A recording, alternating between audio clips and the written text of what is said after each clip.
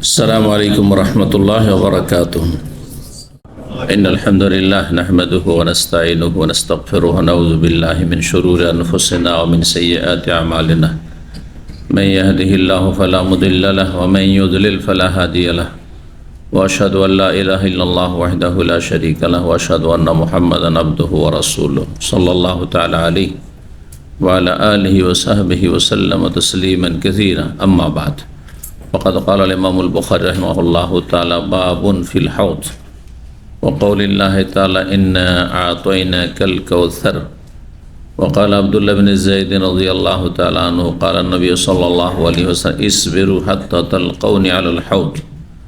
قال حدثني يحيى بن حماد قال حدثنا أبو عوانة عن سليمان عن شقيق عن عبد الله عن النبي صلى الله عليه وسلم: أنا فرatukum আলাল হাউদ।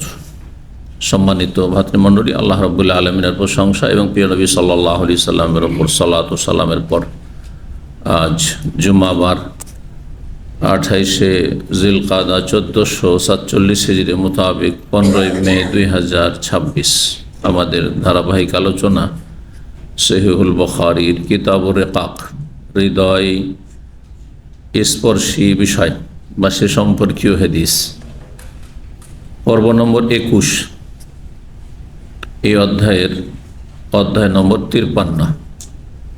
বিষয়বস্তু বলছেন ইমাম বুখারী রাহমাহুল্লাহ, বাবুন ফিল হাউজ। এই অধ্যায় হচ্ছে হাউজে কাউসার সম্পর্কে। হাউজ, দুনিয়ার হাউজ ছোটোখাটো অনেকগুলি, যেগুলো প্রাচীন মসজিদ তার আশেপাশে দেখা যায়, চৌবাচ্চা যেখানে মানুষরা উজু করে থাকে, অথবা সেখানে স্বচ্ছ পরিষ্কার পানি থাকলে প্রয়োজনে পান করেও থাকে, এই হাউদ। কিন্তু এই হাউদ হচ্ছে আল্লাহ রাব্বুল আলামিনের বিশেষ হাউজ, যে হাউজের নাম হচ্ছে আল হাউজুল কাউসার বলে প্রসিদ্ধ। কিয়ামতের বিচার দিবসের হাসরের মাঠের যে স্তরগুলি রয়েছে কোরআন এবং সহিহ সুন্নাহ, তার একটি হচ্ছে হাউজে কাউসার, যেখানে রাসূলুল্লাহ সাল্লাল্লাহু আলাইহি ওয়াসাল্লাম পানির কাছে একমাত্র তিনি দায়িত্বশীল থাকবেন এবং সেখানে তার উম্মতের লোকেরা উপস্থিত হবে পিপাসিত অবস্থায়, প্রচণ্ড পিপাসিত থাকবে মানুষ। আর যারা সেখানে যাবেন এবং তার উম্মত সত্যিকারের পরিচয় দিতে পারবেন, সে যোগ্যতা রাখবেন, তারা সে হাউজে কাউসার থেকে পানি পান করবেন। আল্লাহ যেন আমাদেরকে তার হাউজে কাউসার থেকে পানি দান করেন নবী করিম সাল্লাল্লাহু আলাইহি ওয়াসাল্লামের মোবারক হাতে। আর যদি আপনার ঈমান আমল প্রমাণ না করতে পারে যে আপনি নবীর উম্মত, আপনি বেদাতি, আপনি জন্মসূত্রে মুসলিম কিন্তু আপনি বেদাতপন্থী, বিভিন্ন বেদাত, নবীর রাস্তা বাদ দিয়ে আপনি কোনো অন্য মুরব্বীর রাস্তা ধরেছেন, আপনি এটি একটি এমন বিভ্রান্তি যাতে হাউজে কাউসারের পানি থেকে বঞ্চিত থাকবেন। আর একটি বিভ্রান্তি হচ্ছে জন্মসূত্রে আপনি মুসলিম কিন্তু আপনি কাফের হয়ে গেছেন, নাস্তিক হয়ে গেছেন, সেকুলার হয়ে গেছেন, ধর্মনিরপেক্ষতা, আপনার কাছে সব ধর্মই সমান সমান। হ্যাঁ, আপনি নিরপেক্ষ ধর্মের ক্ষেত্রে, হ্যাঁ, সুতরাং আপনি কাফের হয়ে গেছেন। বা যে কোনো কুফরি করে, ইসলামের সুস্পষ্ট কোনো বিষয়কে অস্বীকার করে, অমান্য করে অথবা হেয় করে কাফের হয়ে গেছেন, আপনি মুরতাদ হয়ে গেছেন। এই দুই হতভাগা দল জন্মসূত্রে মুসলিম হওয়া সত্ত্বেও, শেষ নবীর জন্মসূত্রে উম্মত হওয়া সত্ত্বেও হাউজে কাউসারের মোবারক পানি থেকে মাহরুম, বঞ্চিত থাকবে। নাসাল্লাহ সালামত আল আফিয়া। আল্লাহ হেফাজত করুন আমাদের, বেদাতি হওয়া থেকে রক্ষা করুন, সুন্নতের অনুসরণে তৌফিক দান করুন, তাওহীদ সুন্নাহ মোতাবেক জীবনযাপনে তৌফিক দান করুন। আর এই নাস্তিক, সেকুলার, হ্যাঁ, আর বিভিন্ন বাদ, হ্যাঁ, ইজম, তন্ত্রে যারা বিশ্বাসী, এসব গোমরাহ ফিরকা দল উপদল থেকে আমাদেরকে হেফাজত করুন। তাদের গোমরাহি, তাদের দিকে আল্লাহ ফিরিয়ে দেন, তাদের অনিষ্ট থেকে মুসলিম জাতিকে রক্ষা করেন। কাফেরদের থেকে আমদানি করা মন্ত্রতন্ত্র, আর বাদ, এগুলিকে যে বাদ দিতে না পারবে সেই ব্যক্তি হাউজে কাউসারের পানি পাবেন না। যতগুলো মতবাদ রয়েছে মানুষের তৈরি করা, সবগুলি বাদ দিতে হয়। ইন্নাদ-দীনা ইনদাল্লাহিল ইসলাম। আপনার সার্বিক জীবনে ইসলামকে লালন করতে হবে, অন্তরে, কথায়, কাজে, আমলে পরিণত করতে হবে। আর যেখানে পারবেন না, সমষ্টিগত বিষয়, রাষ্ট্রীয় বিষয়, জাতীয় ইস্যু, আপনার ব্যক্তি জীবনে সেটা সম্ভব না, অপারগ, সেই ক্ষেত্রে অন্তর থেকে সেগুলিকে বর্জন করতে হবে, ঘৃণা করতে হবে। মানুষের তৈরি করা, সে মন্ত্রতন্ত্রে হোক অথবা বেদাতি আকিদা আমল হোক, সেগুলিকে ঘৃণা করতে হবে। আল্লাহ বোঝার তৌফিক দান করে। যদি বেদাতি হন তবু হাউজে কাউসার থেকে বঞ্চিত, আর যদি বেদিন হন, আমি দুটি এই ভাষা অনেক আগে থেকে ব্যবহার করি। হ্যাঁ, ব দিয়ে শুরু হওয়া বেশিরভাগ শব্দগুলো দেখবেন যে খারাপ। ব দিয়ে যে শুরু হয়েছে, ব দিয়ে, হ্যাঁ, খারাপ লোককে, হ্যাঁ, বদমাইশ, বদলোক বলছে না? আচ্ছা, তারপরে বেদিন, হ্যাঁ, বেদাতি, বিভ্রান্ত, ব দিয়ে অনেকগুলি শব্দ বললাম, সবগুলি খারাপ। কিন্তু এই সবগুলিকে বর্জন করতে হবে। বর্জন করা, এই যে তাও ব দিয়ে বর্জন করতে হয় এগুলোকে। বিবাদ, হ্যাঁ, তাই না? বিদ্বেষ, সবকে বাদ দিতে হবে। বেদাতকে বাদ দিতে হবে, বেদিনী বিধর্মিতাকে বাদ দিতে হবে। জি, আমি মুসলিম ভাই বোনদেরকে সতর্ক করার জন্য, যাদের ছেলে মেয়ে আছে অথবা হবে, তাদেরকে বিশেষভাবে সতর্ক করার জন্য, ছেলে মেয়েদের প্রতিপালন যেন ইসলাম দ্বারা হয় এবং ইসলামী তরিকা হয়, সেই জন্য বলি সবসময় যে দুদিকে দুটো গর্ত আছে, মাঝখানে রাজপথ, যার নাম সেরাতে মুস্তাকিম, যার শেষ গন্তব্যস্থান জান্নাত, ঠিক না? একদিকে বেদিনী আছে, নাস্তিকতা, নিরপেক্ষ, ধর্ম নিরপেক্ষতা, আর যত রকমের, হ্যাঁ, কাফেরদের তৈরি করা মতবাদ রয়েছে, তন্ত্র রয়েছে, ইজম রয়েছে, এগুলি। এই গর্তে আপনার ছেলে যেন বেদিন না হয়ে যায়। আর আরেকদিকে শিরক বেদাতের গর্ত আছে, আপনার ছেলে শিরকি বেদাতি আকিদার ধর্ম যেন পালন না করে। ধার্মিক হয়তো মুখে দাঁড়িয়ে আছে, 5 ওয়াক্ত নামাজ পড়ে, কিন্তু মাজারের বেদাত, পীর ধরার বেদাত, বোঝা গেছে, মিলাদের বেদাত, সবে বরাতে হালুয়া রুটির বেদাত, মানুষ মরলে ভোজ ভাজের বেদাত, এই জাহান্নামের গর্তেও যেন না থাকে আপনার পরিবার। ও আনফুসাকুম ওয়া আহলিকুম নারা। জঙ্গিবাদের বেদাত, খারেজিদের বেদাত, চরমপন্থার বেদাত, এসবে না যেন না থাকে। এই দুই বেদাত থেকে, বদ থেকে যদি বাঁচতে পারেন, বেদিনী এবং, হ্যাঁ, বেদাতি কর্মকাণ্ড, জি, বদ্দিন। বেদিনী মানে যার দিন ধর্ম নেই, আর বদ্দিন মানে যার দিন আছে কিন্তু খারাপ দিন, খারাপ ধর্ম, ইসলামের আকিদায় বিশ্বাসী নয়, আকিদার উপর আমল করে না, ভ্রান্ত ধর্মে, হ্যাঁ, সে বিশ্বাসী এবং ভ্রান্ত ধর্মকর্ম করে, ধর্মের নামে অধর্মের কাজ করে। জি, এগুলি থেকে যদি নিজেকে বাঁচাতে পারে, নিজের ছেলেমেয়েকে বাঁচাতে পারে, তাহলে আপনি সফল। আপনার ছেলেমেয়েরা বেদাতি হয়ে যায়, তবুও জাহান্নামে দিয়ে ঠেলে দিলেন। আর যদি বেদিন, নাস্তিক, কলেজ, ইউনিভার্সিটি পড়িয়ে আপনি তাদেরকে শুধু পেট পূজারি বানালেন, তবুও জাহান্নামে ফেলে দিলেন আপনি। জি, আল্লাহ হেফাজত করুন, বুঝার তৌফিক দান করুন। ঠিক, বাবন ফিল হজ, এই অধ্যায় হচ্ছে হজ সম্পর্কে, যা আল্লাহ রাব্বুল আলামিনের বিশেষ নিয়ামত হবে মুমিন মুসলিমের জন্য। ওয়াকাউলিল্লাহ তাআলা, মহান আল্লাহর বাণীর তাফসীর সম্পর্কে, যেই তাফসীর হচ্ছে হাউজে কাউসারের তাফসীর, এবং এছাড়াও বহুমুখী সার্বিক কল্যাণ আখিরাতের, এমনকি দুনিয়ারও কল্যাণ নবী সাল্লাল্লাহু আলাইহি ওয়াসাল্লামকে দেওয়া হয়েছে। আল্লাহ বলছেন সূরাতুল কাউসার, সবচেয়ে ছোট্ট সূরা কোরআনে আম্মা পারার, ইন্না আতাইনা কাল কাউসার, নিশ্চয়ই আমি, আল্লাহ বলছেন, আতাইনাকা, তোমাকে দান করেছি, আল কাউসার, কাউসার দান করেছি।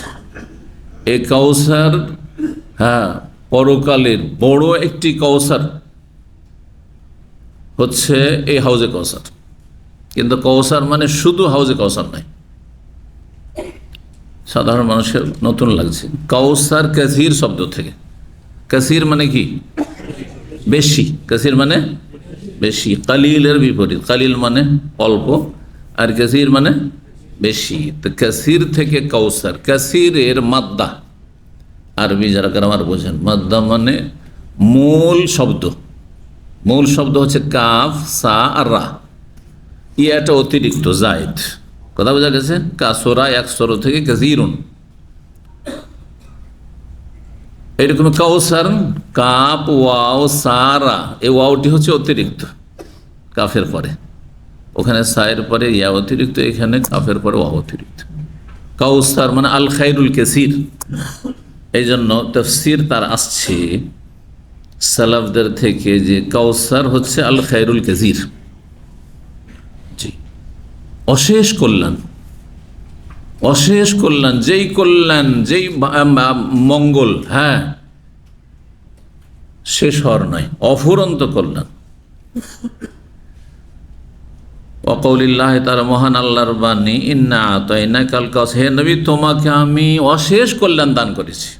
দুনিয়ার অশেষ কল্যাণ নবী সাল্লাল্লাহু আলাইহি ওয়াসাল্লামকে, দুনিয়াতে যেই মর্যাদা সার্বিক দিক থেকে আল্লাহ দিয়েছেন, সমস্ত মানুষের তাকে সেরা করেছেন, সমস্ত নবী রসুলগণের সেরা করেছেন, সর্বশেষ নবী তিনি। জি, জান্নাতের দরজা প্রথম তার জন্য খোলা হবে, হ্যাঁ, তার কবর প্রথম ফেটে উঠবে আর তারপরে তিনি উঠবেন, সুবহানাল্লাহ। এইভাবে এক একটি বৈশিষ্ট্য পরকালের দেখেন আর দুনিয়ার দেখেন। তার উম্মতের সংখ্যা সবচেয়ে বেশি, তার উম্মতকে আল্লাহ বলেছেন কুনতুম খায়রা উম্মত, তোমরা হচ্ছে সবচাইতে উৎকৃষ্ট উত্তম উম্মত, কিন্তু আদর্শিক হইতে হবে। তিনটি বৈশিষ্ট্য আল্লাহ বলেছেন, এই আদর্শগুলি যদি থাকে তাহলে উত্তম, না হলে বেশি ভালো মানুষ যদি খারাপ হয়ে যায় তো সবচাইতে খারাপ সমাজে সে, কি বুঝলেন? সাধারণ মানুষ একসময় একটু ভালোই ছিল, খুব ধার্মিক ছিল, আর তারপর খারাপ হয়ে গেছে, ওকে ভুলেই যায় মানুষ, ওকে নিয়ে কেউ মাথে না, হ্যাঁ, ভুলে যায় মানুষ। ও এত হাইলাইট হয় না যে লোকটি এত খারাপ, কিন্তু যে অনেক ভালো মানুষ ছিল, অনেক ভালো মানুষ ছিল, আর হঠাৎ করে যদি একেবারে পাতালে নেমে যায় আকীদা আমলের ক্ষেত্রে, আখলাক চরিত্রের ক্ষেত্রে খুব খারাপ হয়ে যায় সমাজে, পাড়াতে, গ্রামে, তাহলে সবার সমালোচনা আলোচনার পাত্র হয়ে যায়। হ্যাঁ, এটা কি করলো, এত ভালো মানুষ যাকে ভাবতাম ইয়া কত খারাপ, তাই না? ঠিক ওই রকম এই শেষ উম্মত, কুনতুম খায়রা উম্মাহ। কিন্তু যদি এই আদর্শহীন হয়ে যায়, যেমনটা হয়ে গেছে আজকাল অধিকাংশ এই উম্মতের, মুসলিম সমাজ, মুসলিম ব্যক্তি, মুসলিম নর আর নারী, দিন নামকে অস্তে, বরং নামকে অস্তে অনেকের নেই। নামাজ বিহীন মুসলিম, সহি আকিদা বিহীন মুসলিম, জি, সেকুলার মুসলিম, জি, বেদিন মুসলিম, বেদাতি মুসলিম, যতগুলি বললাম সবগুলি সংখ্যাগরিষ্ঠ। ধার্মিক মুসলিম, বিশুদ্ধ আকিদার মুসলিম অল্প, ওয়াকালিলুম মিন ইবাদিয়াশ শাকুর। তাহলে যাকে যত বেশি আল্লাহ সম্মানিত করেছেন, সে যদি নিচে নেমে যায়, চরিত্রহীন হয়ে যায়, আদর্শহীন হয়ে যায়, সে সবচেয়ে বেশি নিকৃষ্ট হয়ে যায়। আজকে এই জন্য মুসলিম জাতি সারা বিশ্বের আনাচে কানাচে বিভিন্ন জায়গায় সবচেয়ে বেশি লাঞ্ছিত, সবচেয়ে বেশি নির্যাতিত, সবচেয়ে বেশি অবহেলিত। জি, হ্যাঁ, তাদের কোনো নেই নেতৃত্ব, তাদের খোঁজ খবর নেওয়ার কেউ নেই, হ্যাঁ, অসহায়, তারা অসহায়। এত অসহায় কোনো কাফের সম্প্রদায় নেই, বিজাতি সম্প্রদায় নেই, যদিও তারা সংখ্যালঘু, জি, মুসলিমদের সাথে তুলনা করলে। আল্লাহ বোঝার তৌফিক দান করেন। জি, কুনতুম খায়রা উম্মাহ উখরিজাত লিন-নাস, মানুষের কল্যাণের জন্য আনা হয়েছে। এই জাতির, মুসলিম জাতির অধিকাংশ লোক মানুষের কল্যাণ করে না অকল্যাণ করে, সুযোগ পেলেই ক্ষতি করে, সুযোগ পেলেই বেমানি আত্মসাৎ করে। হ্যাঁ, না আকীদা ঠিক আছে, না ইবাদত ঠিক আছে, না আমল ঠিক আছে, আখলাক ঠিক আছে, না রুজি ঠিক আছে। মানুষের কল্যাণেও তোমাদেরকে আনা হয়েছে। তা'মুরুনা বিল মা'রুফ, সুতরাং সবসময় ভালো কাজের উপদেশ দিয়ে থাকবে, ভালো লোকের সংখ্যা বাড়াবার চেষ্টা করতে, নিজেই খারাপের সংখ্যা বাড়ায়। ভালো লোককে এই মুসলিম অধিকাংশ দেখতে পারে না। বিল্ডিং যদি একটা ধার্মিক লোক চলে আসে বা রুমে চলে আসে তো মহাবিপদ হয়ে গেল ওর জন্য। নামাজে যাবে, আমাদের নামাজ ফজরের সময় ডিস্টার্ব করবে, হ্যাঁ, যখন তখন উঠবে নামাজ পড়ার জন্য আমাদের ঘুম খারাপ করবে। এমন মানুষের অধিকাংশ মুসলিমদের, অধিকাংশ পাপিষ্ট মুসলিমদের। জি, তাহলে কেন লাঞ্ছিত করবেন না? ভালো কাজের চাই এরা ভালো সংখ্যা বাড়াতে, এরা খারাপের সংখ্যা বাড়াতে চায়। তা মরুন বেল তানহাউনা আনিল মুনকার, অন্যায় কাজে বাধা দেবে। ও অন্যায়কারীদের সংখ্যা বাড়াচ্ছে, অপরাধীর সংখ্যা বাড়তেই আছে, ক্রাইম বাড়তেই আছে, অপরাধ বৃদ্ধি হতেই আছে মুসলিম সমাজে, মুসলিমদের সংগঠিত হচ্ছে, যেগুলি মুসলিমদের কাছ থেকে আশা করা যায় না। ওয়াতুমিনুনা বিল্লাহ, আল্লাহর প্রতি ঈমান রাখবে, তোমরা ঈমানকে লালন করবে, বরং ঈমানের ঘোষণা করবে। ওয়াকালা ইন্নানী মিনাল মুসলিমিন, অধিকাংশ মুসলিমকে দেখলে চেনা যায় না, পরিচয় দেয় না। জি, লজ্জা পায় মুসলিম পরিচয় দিতে, হীনমন্যতায় ভোগে। এ হচ্ছে বর্তমান পরিস্থিতি। বুক ফুলি বলবে ক্বালা ইন্নানী মিনাল মুসলিমিন, এই ক্ষমতা অল্প লোকেরই আছে। হ্যাঁ, তো সবচেয়ে শ্রেষ্ঠ উম্মত, কিন্তু আজকে সবচেয়ে বেশি অবহেলিত। আমাদের বদ আমলের কারণে, বদ আকিদার কারণে, পাপের কারণে, আমরা আদর্শহীন হয়ে যাওয়ার কারণে। আল্লাহ হেফাজত করুন। আল্লাহ মুসলিম জাতিকে দোয়া করে ফিরে আসার তৌফিক দান করেন, যেখানে তাদের দুনিয়া এবং আখিরাতের ইজ্জত সম্মান রয়েছে, যেই পথে জান্নাত রয়েছে, আল্লাহ সেই দিকে ফিরে আসার তৌফিক দান করেন। আব্দুল্লাহ বিন যায়েদ রাদিয়াল্লাহু তাআলা সাহাবী বলছে, নবী সাল্লাল্লাহু আলাইহি ওয়াসাল্লাম বলেছেন, ইসবিরু, যখন তোমাদের জুলম অত্যাচার হবে তখন তোমরা সবর করিও, ধৈর্য ধারণ করিও। কতদিন পর্যন্ত? যেমন আজকাল এক শ্রেণীর লোকেরা চরমপন্থী উঠে, প্রতিক্রিয়ামূলক, যখন দেখে যে খুব জুলম অত্যাচার হচ্ছে, অবিচার হচ্ছে, আর সীমালঙ্ঘন করছে, আর দেশের যারা দায়িত্বশীল তারা বিভিন্ন অন্যায় জড়িত, তখন আইন হাতে নিয়ে নেয়। হ্যাঁ, ধৈর্য হারা হয়ে যায়। আর কতদিন ধৈর্য ধরবো?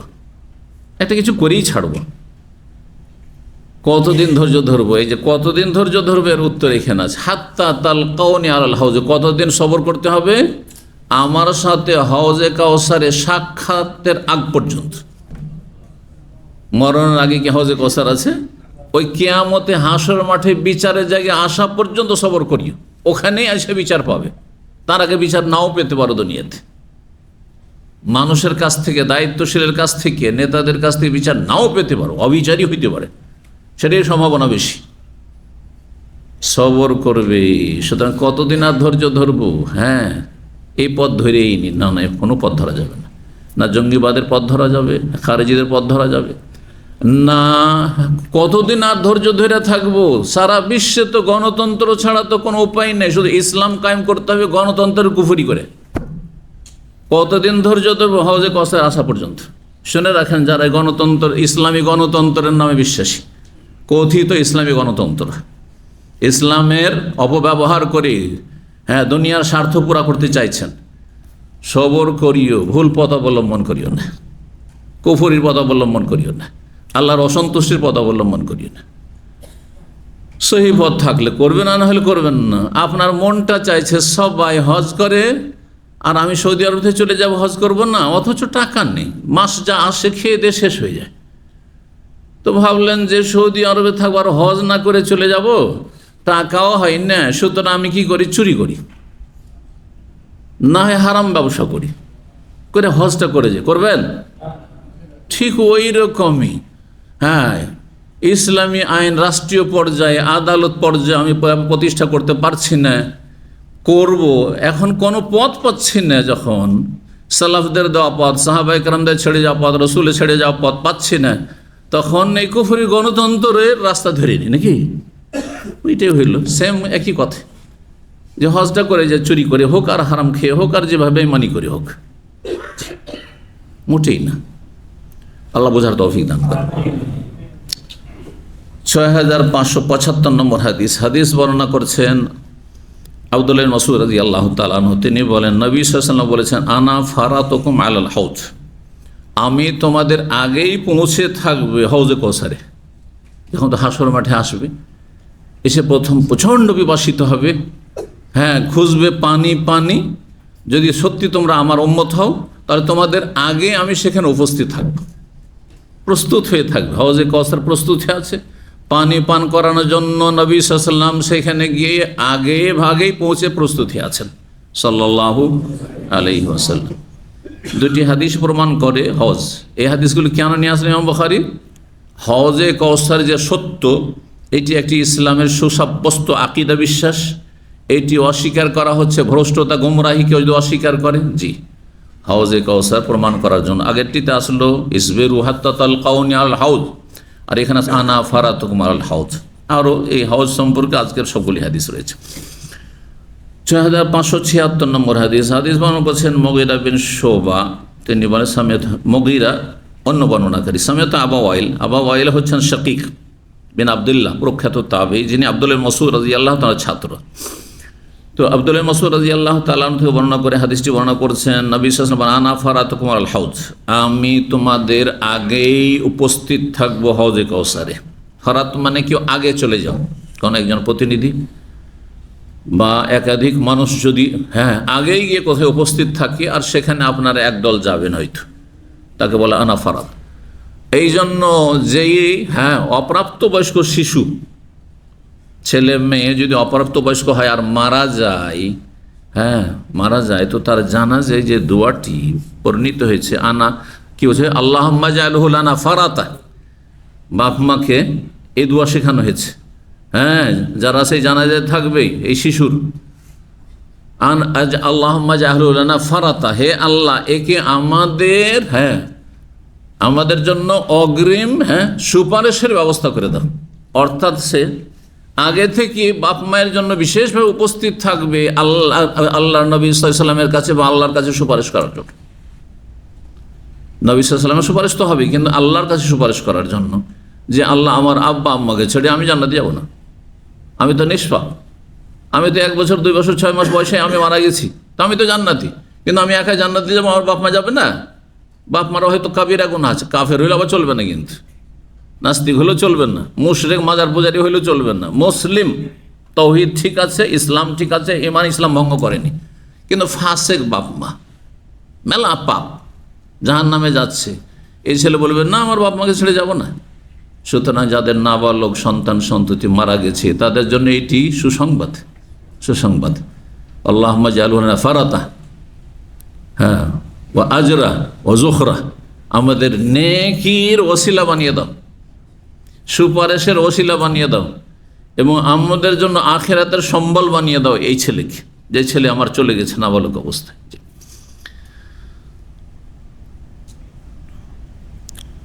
ওয়ালা ইউরফা'আন্না রিজালুম মিনকুম, নবী সাল্লাল্লাহু আলাইহি ওয়াসাল্লাম এখন বলছেন, অতিরিক্ত এতে রয়েছে, হাউজে কাউসার আগে থেকে নবী সাল্লাল্লাহু আলাইহি ওয়াসাল্লাম হাজির থাকবেন উম্মতের জন্য। আমার সামনে বেশ কিছু মানুষকে কি করা হবে, নিয়ে আসা হবে, পেশ করা হবে, সামনে চলে আসবে ওরা পানি পান করার জন্য। সুম্মা লা ইউখতালা জুন্নাদুনি, তারপরে তাদেরকে আমার থেকে টেনে হেঁচড়ে নিয়ে চলে যাওয়া হবে। লাজ মানে হচ্ছে টেনে হেঁচড়ে নিয়ে চলে যাওয়া বা ধাক্কা দিয়ে সরিয়ে দেওয়া। তাদেরকে ধাক্কা দিয়ে ফেরেশতারা সরিয়ে দেবেন, অথবা টেনে হেঁচড়ে হাউজে কাউসারের কাছাকাছি চলে এসেছিল। নবী সাল্লাল্লাহু আলাইহি ওয়াসাল্লাম বলছেন, আমি তাদেরকে দেখতে পাচ্ছি, তারা আমাকে দেখছে। ইয়ারিফুনানি ওয়া আরিফুহুম, আমি তাদেরকে চিনতে পারছি এবং তারা আমাকে চিনতে পারছে।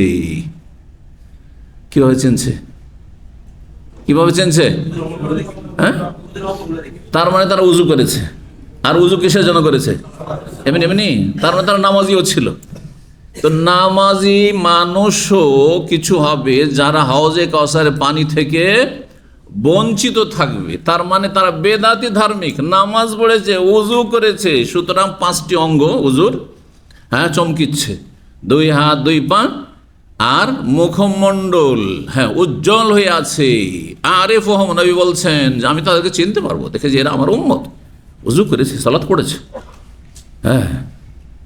কপালে সেজদার দাগ আছে, চিনতে পারবো। তারা আমাকে চিনতে পারবে, আমার নবী কিন্তু হঠাৎ করে তাদেরকে টেনে হিসেবে নিয়ে চলে যাওয়া হবে, তাদেরকে ধাক্কা দিয়ে সরিয়ে দেওয়া হবে, হওজে কসরা থেকে তাড়িয়ে দেওয়া হবে। অন্য রেওয়ায়েতে রয়েছে বিতাড়িত করে দেবে আর ফেরেশতাগণ তাদেরকে আসতে আর দেবে না। কেন?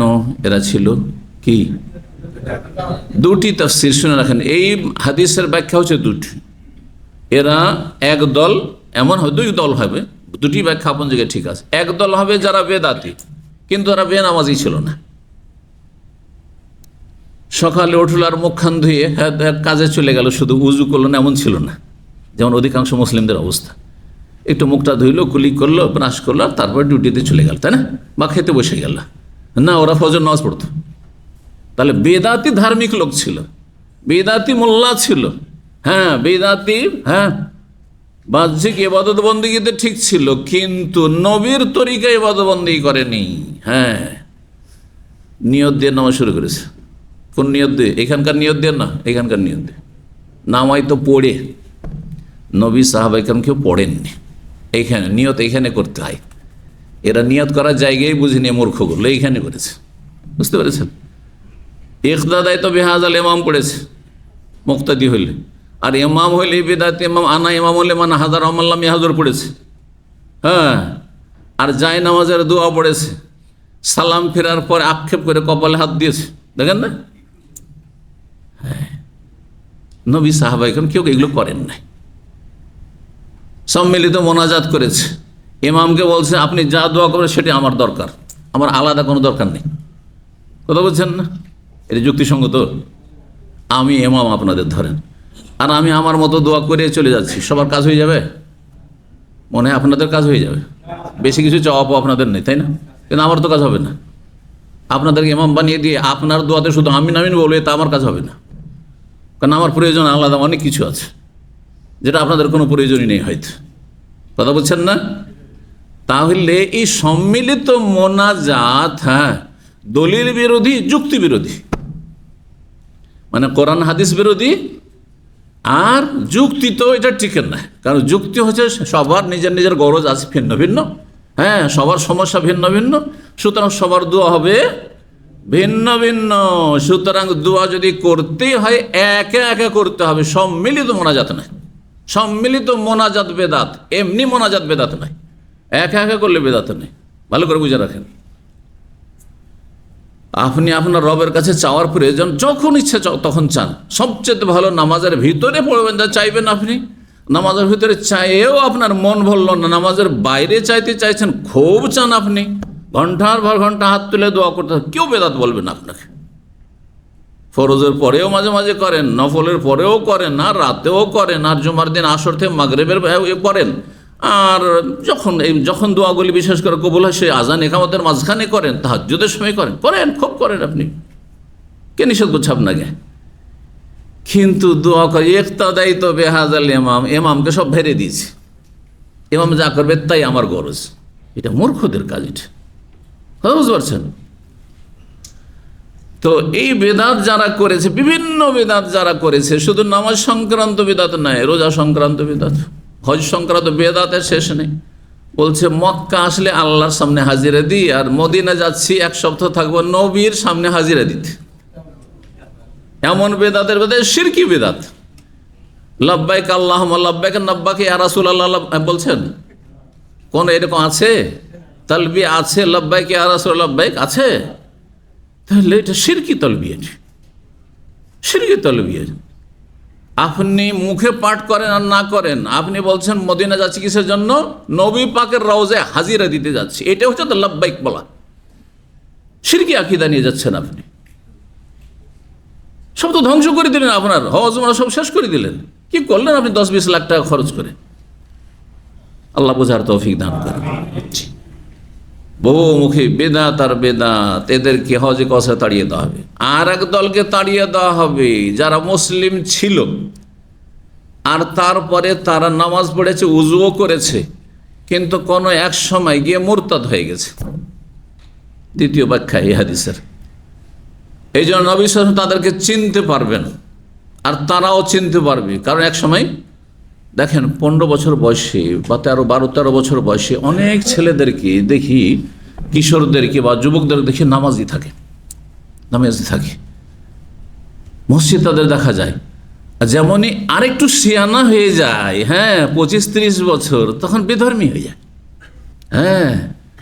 যখন সে প্রফেসর হয়ে গেছে, সে ডাক্তার ইঞ্জিনিয়ার হয়ে গেছে, সে নেতা হয়ে গেছে, তখন আল্লাহ পরকাল আখিরাত সব বলে গেছে। একসময় নামাজ পড়েছে, ওই চিহ্নগুলো আছে, কিন্তু তারপরে মুরতাদ হয়ে গেছে, উল্টো দিকে ফিরে গেছে। হাদিসে ভাষাগুলি আসবে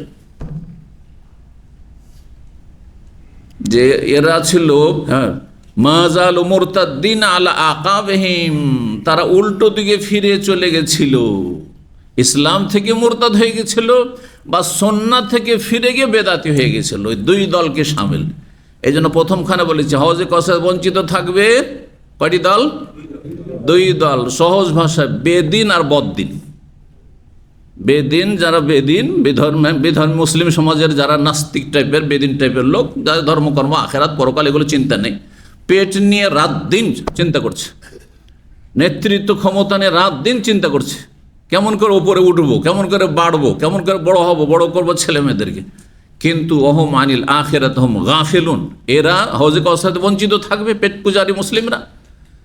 আর বেদাতি ধর্ম কর্মকারী মুসলিমরা, যতগুলি সুফিদের তরিকতলারা আছে, সবগুলি এই ক্যাটাগরি, সবগুলি বেদাতে ডুবে আছে, সবগুলি বেদাতে ডুবে আছে। আকিদারও বেদাত আছে, কথারও বেদাত আছে, আমলেরও বেদাত আছে, বহুমুখী বেদাত রয়েছে তাদের। শুরু থেকে শেষ পর্যন্ত যতগুলি তাদের ধর্মীয় আচার অনুষ্ঠান, সবগুলো বেদাত আর বেদাত। বিয়ে শাদীতে বেদাত আর বেদাত, হারাম আর হারাম। হিন্দুদের বিয়ের কাছাকাছি অধিকাংশ মুসলিমদের বিয়ে শাদীগুলি। মানুষ মারা গেলে ভোজ ভাজ, এগুলো হিন্দুদের ধর্মের কাছাকাছি মুসলিমদের চাইতে। সাহাবায়ে কেরামদের সাথে মিলান আজকালকার মরার পরের কার্যক্রমগুলোকে বেদাতীদের হিন্দুদের সাথে কাছাকাছি হবে, কিন্তু সাহাবায়ে কেরামদের আদর্শের থেকে অনেক দূরে। এদের কবর পাকা হয়ে যায়, এদের কবরে চাদর চড়ানো হয়, এদের কবরে ফুল চড়ানো হয়, এদের কবরে বহুমুখী বিদাত হয়, ভোজ ভাজ মরার নাম হয়, গোটা গ্রামকে খাওয়াবে। আউযুবিল্লাহ, আউযুবিল্লাহ।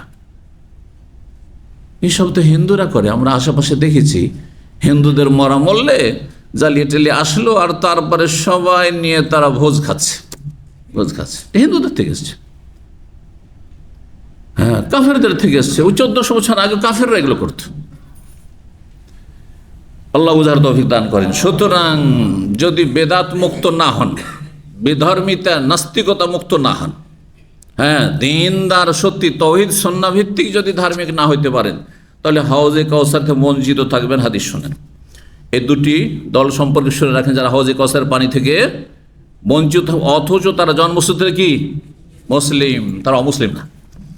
অমুসলিম তো প্রশ্নই ওঠে না, বিনা হিসাবে জাহান্নাম। তাদের না হাউজে কাউসার আছে, না শাফাআত আছে, ফামাতান হো শাফাআত, তাদের জন্য কিছুই নেই।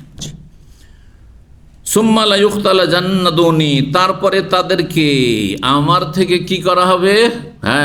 টেনে হেঁচড়ে নিয়ে আড়াল করে দেওয়া হবে, চোখের আড়াল করে দেওয়া হবে। ফাআকুলু, তখন আমি বলবো, ইয়া রব্বে, হে রব, হে আল্লাহ, আসহাবি, এরা আমার সাথী সঙ্গী, এরা আমার সাথী সঙ্গী। সাথী সঙ্গীর দুটি অর্থ। সঙ্গী, এক তো সঙ্গী মানে সঙ্গী হয়, তাই নবী সাল্লাল্লাহু আলাইহি ওয়াসাল্লামের সাহাবী যারা হয়েছেন তারা কি বেদাতি হয়েছিলেন? কোনো বেদাত ছিল সেই যুগে? সাহাবায়ে কেরামদের মধ্যে কোনো বেদাত ছিল না। তাবেঈনদের যুগে প্রথম একটু একটু করে বেদাত শুরু হয়। খারিজিদের বেদাত আলী রাদিয়াল্লাহু তাআলা আমলে কুফাতে শুরু হলো, আর রাফেজি শিয়াদের বেদাত, এই দুই বেদাত দিয়ে শুরু হয়। আর তারপরে অন্যান্য কাদরিয়াদের বেদাত আর মুরজিয়াদের বেদাত আর এইসব বেদাতগুলি শুরু হয়। আর তারপরে সুফিদের বহুমুখী বেদাত শুরু হয়। তো সাহাবা আসহাবি নবী সাল্লাল্লাহু আলাইহি ওয়াসাল্লামের সঙ্গে যদি বলা হয়, তো একটি অর্থ হচ্ছে যে নবী সাল্লাল্লাহু আলাইহি ওয়াসাল্লামের ওপর তারা ঈমান নিয়ে এসেছে নবী সাল্লাল্লাহু আলাইহি ওয়াসাল্লাম জীবদ্দশায়, কিন্তু তারা একদল যাকাতকে অস্বীকার করেছিলেন। এটা জানা আছে। নবী সাল্লাল্লাহু আলাইহি ওয়াসাল্লামের যেমন ইন্তেকাল হলো, ইন্তেকাল হওয়ার পরে বেশ কিছু এই নাজদ এলাকার লোকেরা, নাজদ মানে এই কাসিম থেকে রিয়াজ, এই এলাকার লোকেরা, বেদুইন সব ছিল, হ্যাঁ, এরা বলল যে আল্লাহ কোরআনে সূরা তওবাতে বলে খুয মিন আমওয়ালিহিম সাদাকা। তাদের সংশয়, মানুষ সংশয় কিন্তু বিভ্রান্ত হয়ে যায়, কাফের হয়ে যায়। জি, ভুল বোঝাবুঝির কারণে আপনি নিজের খেয়াল খুশি কোরআন হাদিস বুঝে নিলেন, কাফের হয়ে যেতে পারেন আপনি। যতগুলি ফিরকা বেরিয়েছে বাতিল ফিরকা, সবগুলি কোরআনের দলিল দিয়ে বাতিল ফিরকা হয়েছে। কোরআন থেকে আয়াত পাঠ করে কিন্তু তাদের মতো ব্যাখ্যা করে, এরা তাদের মতো ব্যাখ্যা করেছেন। বলছে আল্লাহ বলছেন নবীকে, শুধু নবীকে বলেছেন তুমি তাদের ধন সম্পদ থেকে জাকাত নাও। এখন নবী নেই, আমরা আবু বকরকে কেন দেবো, খলিফাকে কেন জাকাত দেবো? দেবো না, অস্বীকার করলো। নবী সাল্লাল্লাহু আলাইহি ওয়াসাল্লামের জীবদ্দশা পর্যন্ত জাকাত ফরজ ছিল, আর নাই, ফরজকে অস্বীকার করলো। আবু বকর সিদ্দিক রাদিয়াল্লাহু তাআলা নতুন খলিফা হয়েছেন, দেশে এখন স্থিতিশীলতা বহাল রাখতে হবে, আর তারপর বহিরাগত কাফের শক্তির দুশ্মন রয়েছে, কার মোকাবেলা করবেন তিনি? বড়ই মহাসংকট। এই সময় আল্লাহ তাকে তৌফিক দিলেন, ইলহাম করলেন শক্ত ভূমিকা নেওয়ার জন্য, যে ওয়াল্লাহি আল্লাহর কসম করবে লা উফাররিকানা বাইনা মান ফাররাকা বাইনা সলাত ওয়াজ যাকাত, লা উকাতিলান্না মান ফাররাকা বাইনা সলাত ওয়াজ যাকাত, অবশ্যই তাদের বিরুদ্ধে সশস্ত্র লড়াই করব, জিহাদ করব, যারা সালাত আর যাকাতে পার্থক্য করে বলে নামাজ পড়ব কিন্তু যাকাত দেব না, তারা কাফির, তাদের বিরুদ্ধে লড়াই করব। জি, ওমর রাদিয়াল্লাহু তাআলার সংশয় হলো, এটা কেমন কথা হইল? যেমন আজকাল অনেকে বলেন, যখন বলি যে যেই ব্যক্তি আল্লাহ ছাড়া অন্য মাজারে সেজদা করবে সে মুশরিক, তখন বলে কেমন করে মুশরিক বলে দিলেন, অথচ তারা 5 ওয়াক্ত নামাজ পড়ছে, জুম্মা পড়ছে, মাদ্রাসা করছে, মসজিদ করছে, দিনের খেদমত করছে, অনেক কিছু ভালো কাজ করছে, আর দিলেন মুশরিক বানিয়ে। এই সংশয়টাই ছিল ওমর রাদিয়াল্লাহু তাআলা। সংশয় নিরসন করেছেন না করেননি আবু বকর? জি, তাহলে আপনার এই সংশয় ভুল। শুধু নামাজ হজ যাকাত করলে ইসলাম টিকে যাবে, এটা ইতিবাচক, নেতিবাচক থাকতে হবে, শিরক মুক্ত হইতে হবে।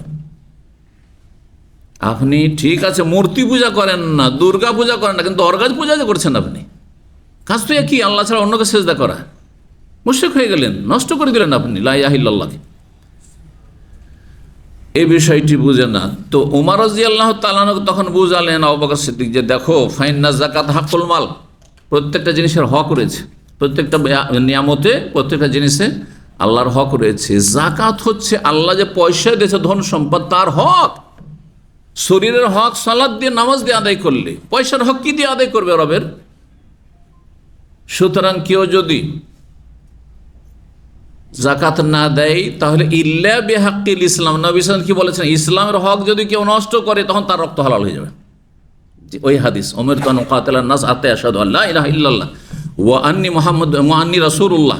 হ্যাঁ, এইভাবে তারপরে বললেন যে ইল্লা বিহাক্কিল ইসলাম ওয়া হিসাবুহুম আলাল্লাহ, ইসলামের হক যদি নষ্ট করে, ধরেন 5 ওয়াক্ত নামাজি আল্লামা, একবারে লম্বা দাড়ি, কিন্তু চুরি করলো, তার হাত যাবে না? যাবে না?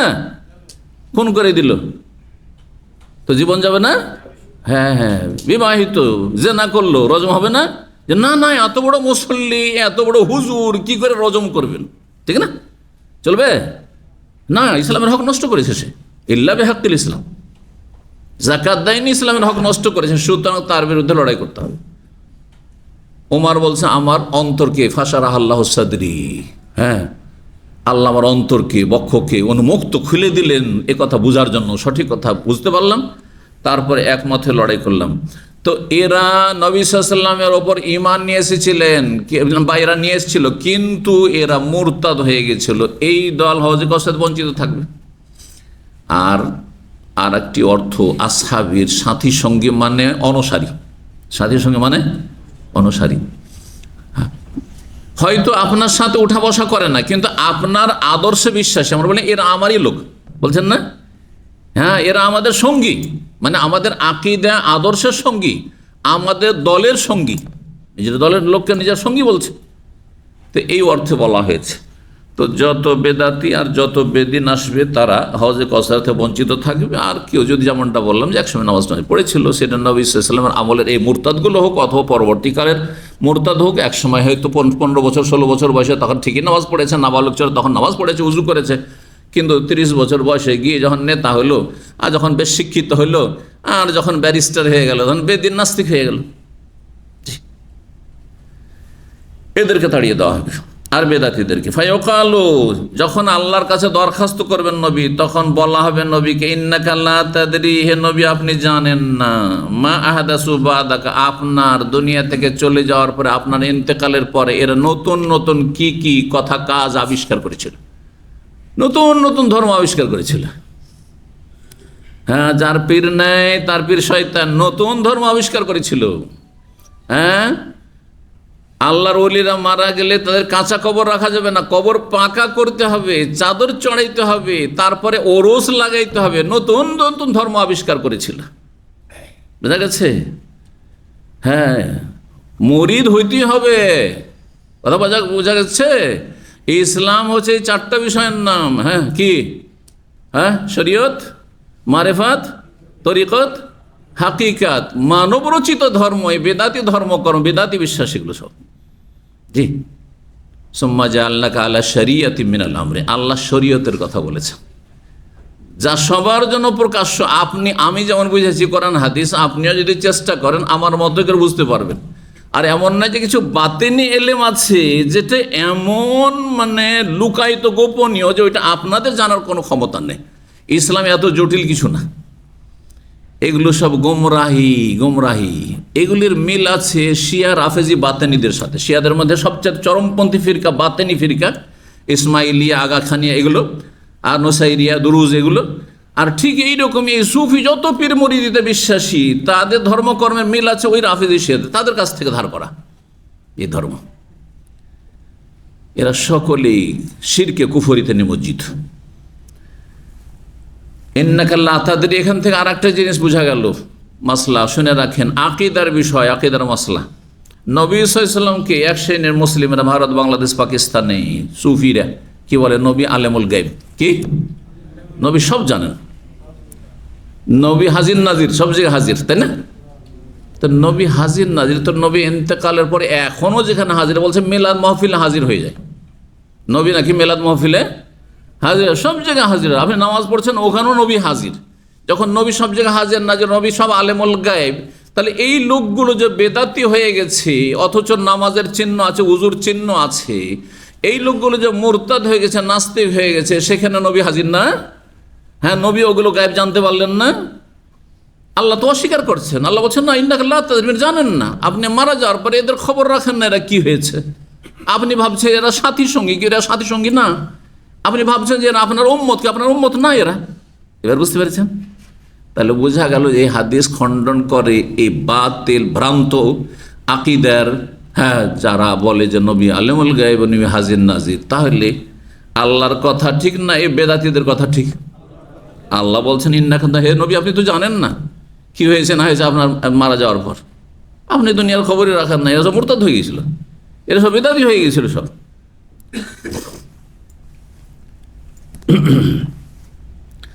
6577 নম্বর হাদিস বর্ণনা করেছেন আব্দুল্লাহ বিন উমর রাদিয়াল্লাহু তাআলা আনহু। তিনি বলছেন, নবী সাল্লাল্লাহু আলাইহি ওয়াসাল্লাম বলেন, আমামাকুম হাউজুন, তোমাদের সামনে হাউজ রয়েছে। মানে তোমরা যেদিকে যাচ্ছ, কোন দিকে যাচ্ছি আমরা? মৃত্যুর দিকে যাচ্ছি। মারা যাওয়ার পরে যতদিন আল্লাহ রাখবেন থাকবো, হ্যাঁ, আল্লাহ যেন ইল্লিনে রাখেন, হ্যাঁ, আর তারপরে হাসর মাঠে হাজির হইতে হবে। সেখানে সব সামনে, আমাদের সামনে। সেখানে কি রয়েছে? যখন সেখানে যখন হাসর মাঠে হাজির হবেন, হাউজে কাউসার, আমামাকুম হাউজুন, তোমাদের সামনে হাউজে কাউসার রয়েছে। হ্যাঁ, তার প্রস্ততা কত যে বিশাল আকারে সে হজ হবে। হজ না ভাবছেন যে দুনিয়ার যে হজ টজ হয় ওই রকম একটা হজ, কত বড় হবে? আমাদের দেশের এলাকার একটা বড় পুকুরের মতোই নাই হবে নাকি? হ্যাঁ, হাউজ হবে। বলছেন কামা বাইনা জারবা ও আজরো, যেমন জারবা এবং আজরো এই দুই জায়গা, এই নামক স্থানগুলির মধ্যবর্তী স্থলের দূরত্ব, প্রশস্ততা রয়েছে। ভাষ্যকারগণ বলেছেন যে জারবা আর আজরোর মাঝের দূরত্ব হচ্ছে 3 দিনের পথ। 3 দিনের পথ, এটা তো অল্প। আরও বেশ কিছু হাদিস আছে যেগুলি 1 মাসের পথ। তার মানে নবী সাল্লাল্লাহু আলাইহি ওয়াসাল্লাম একবার নির্দিষ্ট করে কথাটি বোঝাননি, বোঝাতে চেয়েছেন তখনকার মানুষ যে বুঝে যে হ্যাঁ বিশাল আকারে সে হজ হবে, হ্যাঁ যখন কোনো কিছুকে অনেক বেশি করে বোঝাতে যাই তখন আমরা এভাবে বলেই থাকি, তাই না? জি। তারপরে বলছেন আবু বিশর বলছেন কুলতুল সাইদ, আমি সাইদকে, না তার আগের হাদিস একটি আছে 6578 নম্বর হাদিস বর্ণনা করছেন ইবনে আব্বাস রাদিয়াল্লাহু তাআলা আনহুমা, তিনি বলেন আল কাউসারু, আব্দুল্লাহ বিন আব্বাসের তাফসীর শুনেন, প্রখ্যাত সাহাবী, ইন্না আতাইনা কাল কাউসার, এই যে আল কাউসার তার অর্থ হচ্ছে আল খাইরুল কাসীর, অফুরন্ত কল্যাণ, অজস্র কল্যাণ, অশেষ, যা শেষ হওয়ার নেই। নবী সাল্লাল্লাহু আলাইহি ওয়াসাল্লামকে আল্লাহ দুনিয়া এবং আখিরাতের অফুরন্ত কল্যাণ দিয়েছেন। জি, আল্লাযী আতাহুল্লাহু, যা আল্লাহ তাকে দান করেছেন। আবু বিশর বলছেন আমি সাঈদ ইবনে জুবাইরকে, ইন্না ওয়ানাসান ইয়াজউমুন, কিছু লোকের ধারণা, আন্নাহু নাহরুন ফিল জান্নাহ, কাউসার শুধু জান্নাতের একটি নহরে, একটি নদীর নাম। কালা সাঈদ, তখন সাঈদ ইবনে জুবাইর বললেন আন-নাহরুল্লাযী ফিল জান্নাহ মিনাল খাইরিল্লাযী আতাহুল্লাহু ইয়াহু, জান্নাতের যে নহরটি রয়েছে সেটি নবী সাল্লাল্লাহু আলাইহি ওয়াসাল্লামের ওই সমস্ত অফুরন্ত কল্যাণের একটি, যা নবীকে দেওয়া হবে। হ্যাঁ, এছাড়া বহু কল্যাণ নবী সাল্লাল্লাহু আলাইহি ওয়াসাল্লামকে দুনিয়া আখিরাতে দেওয়া হয়েছে, পরকালে দেওয়া হবে। তার একটি হচ্ছে, অন্যতম হচ্ছে এই আল হাউজুল কাউসার। তো কাউসার মানে আল খাইরুল কাসীর, অজস্র কল্যাণ, আর তার একটি মহাকল্যাণ হচ্ছে, বা মহাকল্যাণের বহিঃপ্রকাশ হচ্ছে, বড় নিয়ামতের বহিঃপ্রকাশ হচ্ছে যে নবী সাল্লাল্লাহু আলাইহি ওয়াসাল্লামকে হাউজে কাউসার দেওয়া হবে। 6579 নম্বর হাদিস বর্ণনা করছেন আব্দুল্লাহ বিন আমর ইবনে আস রাদিয়াল্লাহু তাআলা, তিনি বলেন নবী সাল্লাল্লাহু আলাইহি ওয়াসাল্লাম বলেছেন হাউজি মাসিরাতু শাহরিন, আমার হজ হবে 1 মাসের দূরত্বের প্রশস্ততার মতো। 1 মাসের পথ, তখনকার যুগের বাহন ছিল উট, তাই উটের পিঠে 1 মাসের পথ, হ্যাঁ, যত দূরত্ব হয়, তার মানে বাইতুল মুকাদ্দাস প্যালেস্টাইন থেকে, বাইতুল মুকাদ্দাস থেকে শুরু করে মক্কা মদিনা পর্যন্ত ধরেন 1 মাসের পথ। এরকম মাউহু, তার পানি হবে আবিয়াদু মিনাল, দুধের চাইতে বেশি সাদা, অথচ পানির কোনো রং থাকে না, কিন্তু এই পানি, হাউজে কাউসারের পানির রং হবে দুধের চাইতে বেশি সাদা। ও রিহু, আর তার সুঘ্রাণ হবে আতিয়াবু মিনাল মিস্ক, মিস্কের মূল্যবান সুগন্ধির চাইতে বেশি, অতি বেশি সুগন্ধময়। ওয়া কিজানহু, কুজের বহুবচন, কুজ মানে হচ্ছে পানপাত্র, গ্লাস, কাপ, এগুলোকে কুজ বলা হয়। ওয়া কিজানহু কানুজুমিস সামাই, আর এই হাউজে কাউসারের পানপাত্রগুলি, যেগুলিতে আমার উম্মতের লোকেরা পানি পান করবে হাউজে কাউসারে, সেগুলির সংখ্যা হবে আকাশের তারকার সংখ্যা পরিমাণ। তা আকাশের তারকার সংখ্যা জানা আছে নাকি? যেমন অসংখ্য আকাশে তারকা রয়েছে, ঠিক তেমনি অসংখ্য এগুলো হবে, অগণিত হবে। গুণে শেষ করতে পারবেন না। মানসারে মিনহা, যে একবার 1 ঢোক পান করে নিবে, আল্লাহু আকবার, 1 ঢোক যে পান করে নিতে পারবে, এই নসিব হয়ে যায়, ফালা ইয়াজমা আবাদ, হাসর মাঠে আর কখনো পিপাসিত হবে না।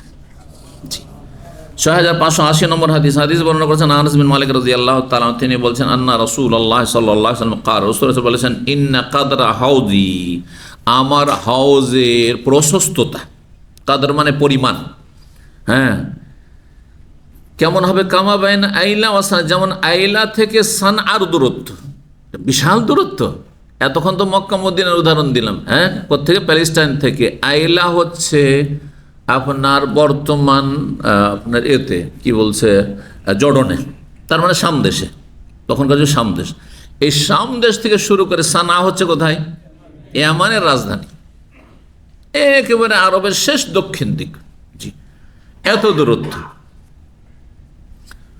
হ্যাঁ, এই সানা কোথাকার? মিনাল ইয়ামান, ইয়ামানের 3000 কিলোমিটার বেশি, 3000 কিলোমিটার বেশি হবে, তারও বেশি হবে। ওয়াইন্না ফিহি মিনাল আবারিক, আর এই হাউজে কাউসারে এত বেশি পানপাত্র থাকে। আবারিক ইবরিকের বহুবচন, ইবরিক মানে সাধারণত লোটা ঘটি হয়ে থাকে, কিন্তু এখানে উদ্দেশ্য হচ্ছে পানপাত্র। আর পানপাত্র বিভিন্ন মাপের থাকতে পারে, ছোটও থাকে, বড়ও থাকতে পারে, ঠিক যেমন গ্লাস, কাপ, ছোটও আছে আর বড়ও আছে। ওয়াইন্না ফিহি মিনাল আবারিক, আর এই হাউজে কাউসারে পানপাত্র থাকবে কি কতটা? আদাদে নজুমিস সামা, আকাশের তারকার সংখ্যা পরিমাণ। সুবহানাল্লাহ। 6581 নম্বর হাদিস বর্ণনা করছেন আনাস বিন মালিক রাদিয়াল্লাহু তাআলা, তিনি বলেন নবী সাল্লাল্লাহু আলাইহি ওয়াসাল্লাম বলেছেন বাইনামা আনা আসিরু ফিল জান্নাহ, একবার আমি জান্নাতে ভ্রমণ করছিলাম। সারা এসির মানে ভ্রমণ করা। নবী সাল্লাল্লাহু আলাইহি ওয়াসাল্লাম তাহলে জান্নাতের কি করেছেন? ভ্রমণ করেছেন। কখন? মেরাজের রাতে সশরীরে জাগ্রত অবস্থায়। শুনে রাখেন। আর বাকি বহুবার নবী সাল্লাল্লাহু আলাইহি ওয়াসাল্লামকে জান্নাত দেখানো হয়েছে, জান্নাতের বিভিন্ন দৃশ্য দেখানো হয়েছে বা ভ্রমণ করানো হয়েছে। যেমন স্বপ্নের হাদিসগুলি তো রয়েছে, সহিহ বুখারীতে একটি লম্বা হাদিস ওই স্বপ্নের, যেখানে জান্নাত দেখেছেন, জাহান্নাম দেখেছেন, জান্নাতীদেরকে দেখেছেন, জাহান্নামীদের দেখেছেন। এক সময় জান্নাতে ভ্রমণ করছিলাম, এজা আনাবে নাহারিন, হঠাৎ করে সামনে একটি নহর, নদী দেখলাম। হাফাতাহু কেবাবুদ্দুরিল মুজাওয়াফ, তার দুই প্রান্ত, হাফাতুন মানে কিনারা, আর নদীর কিনারাকে নদীর পাড় বলা হয়, তাই না? পাড় বলেন না, নদীর পাড় বলা হয়। এই নদীর যে হাউজে কৌসারের নদী, এই নদীর দুই কিনারা কেমন দেখেন। নদীর কিনারাগুলো এমনি যদি যত্ন নেওয়া হয় তাহলে এলোমেলো হয়ে আছে। কোনো জায়গায় গভীর গর্ত, একবারে কাছেই গভীর পানি, পড়লে আর বাঁচার ক্ষমতা নেই সাঁতার না জানলে, তাই না? আর কোনো জায়গায় বালির চর পড়ে আছে অনেক দূর পর্যন্ত, তাই না? কিন্তু যদি সেগুলি বাঁধা থাকে একবার সুন্দর করে, যেমন আপনি দামামের আশেপাশের কর্নিসগুলো, সমুদ্র বিচগুলো দেখছেন, সুন্দর করে বাঁধা আছে, ঠিক না? দেখতে কত সুন্দর লাগছে। কিন্তু এমন এলাকা চলে যান সাগরে, যে এলাকাগুলো বাঁধা নেই, তো এলো পাথাড়ি হয়ে আছে, তাই না? জি। তো এগুলি কেমন হবে? এই জান্নাতের নহরের দুই পাড় কেমন হবে, দুই কিনারা কেমন হবে? বলছে এমন একটি নদী আমি জান্নাতে দেখলাম, হাফাতাহু, যা দুই কিনারা কেবাবুদ্দুরিল মুজাওয়াফ। কেবাব কুব্বাতুনের বহু বচন। কুব্বাতুন মানে হচ্ছে তাঁবু, কুব্বাতুন মানে তাঁবু। খেমা, খেমা বড় আর কুব্বা ছোট। এই কুব্বা থেকে গম্বুজ, গম্বুজটাও তাঁবুর মতো হয়ে থাকে, এই জন্য কুব্বাতুন মানে হচ্ছে গম্বুজ। তো আর দুররুন মানে হচ্ছে মনে মুক্তা, মুক্তা। আর মুজাওয়াফ মানে ফাঁফা, ফাঁফা বুঝেন? পেট ফাঁফা বলেন না? আমার পেটটা ফেঁফে আছে, মানে কি স্বাভাবিক চাইতে বেশি ফুলে আছে, তাই না?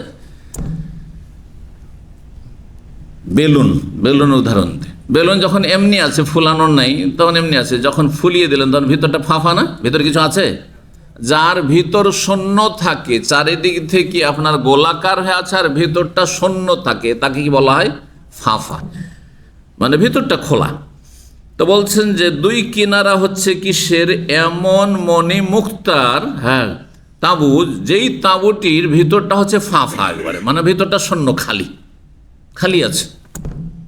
এমন নাই যে কিছু ভর্তি আছে, ফুল হয়ে আছে, অথবা ভিতরে মানে কোনো শূন্যতা নাই, এমন নাই, পুরোটাই শূন্য। কুলতো, আমি এত সুন্দর এই তাঁবু দেখি, কিসের তাঁবু? তাও মণিমুক্তার তাঁবু দেখে বললাম, মা হাজা জিবরিল, জিবরাইল আলাইহিস সালাম যেহেতু এই সফর সঙ্গী, ভ্রমণ সঙ্গী, জিবরাইলকে বললাম, জিবরাইল এটা কি? কালা হাজ আল কাউসার, এটি হচ্ছে আপনার ওই কাউসার। ইন্না আতাইনা কাল কাউসার আল্লাযী আতাকা রব্বুকা, যা আপনাকে আপনার রব প্রদান করেছেন। ফাইজা তিবহু, আমি দেখব সেখানে গিয়ে তার ঘ্রাণ। তিবহু বা দিয়ে মানে তার সুঘ্রাণ, আর তিনহু, তিন মানে তার মাটি, তার নদীতে মাটি থাকে, নহরে মাটি থাকে, হজ তার মাটি। কাদা মাটি হচ্ছে, কাদা মাটিতে কি থাকে সাধারণত দুনিয়ার?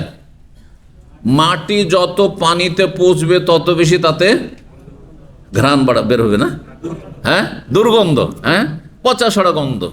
সমুদ্র বিচে চলে যাবেন, যখন ভাটা থাকে, জোয়ার নাই, জোয়ারের সময় তো গন্ধ পাওয়া যায় না, কিন্তু ভাটার সময় আল্লাহু আকবার, থাকাই মুশকিল, তাই না? কি একটা গন্ধ, পচা গন্ধ। এত দূর পর্যন্ত আসে যে আপনার ওই সমুদ্র বিচের আশেপাশে যে মহল্লাগুলো, আমাদের রুম থেকেও গন্ধ পাওয়া যায়। মাঝে মাঝে যখন ভাটা পড়ে তো রুম থেকেও গন্ধ আসছে, ওই সমুদ্রের কাদার গন্ধ, বাতাস বইছে যখন। কিন্তু এই কাদা, এই মাটি কিসের মাটি? এই হাউজে কাউসারের মাটি, অথবা তার সুঘ্রাণ কেমন হবে? মিসকুন আজফার, মূল্যবান, আজফার খাঁটি, মূল্যবান মৃগনাভি থেকে প্রস্তুতকৃত যে সুগন্ধি হয়ে থাকে তার মতো। এখানে একজন বর্ণনাকারী হুদবা বিন খালিদ রয়েছেন, ইমাম বুখারী ওস্তাদ তার সন্দেহ হয়েছে যে তিবুন বলে তিবহু বলেছেন সুঘ্রাণের কথা, না তিনহু মাটির কথা বলেছেন।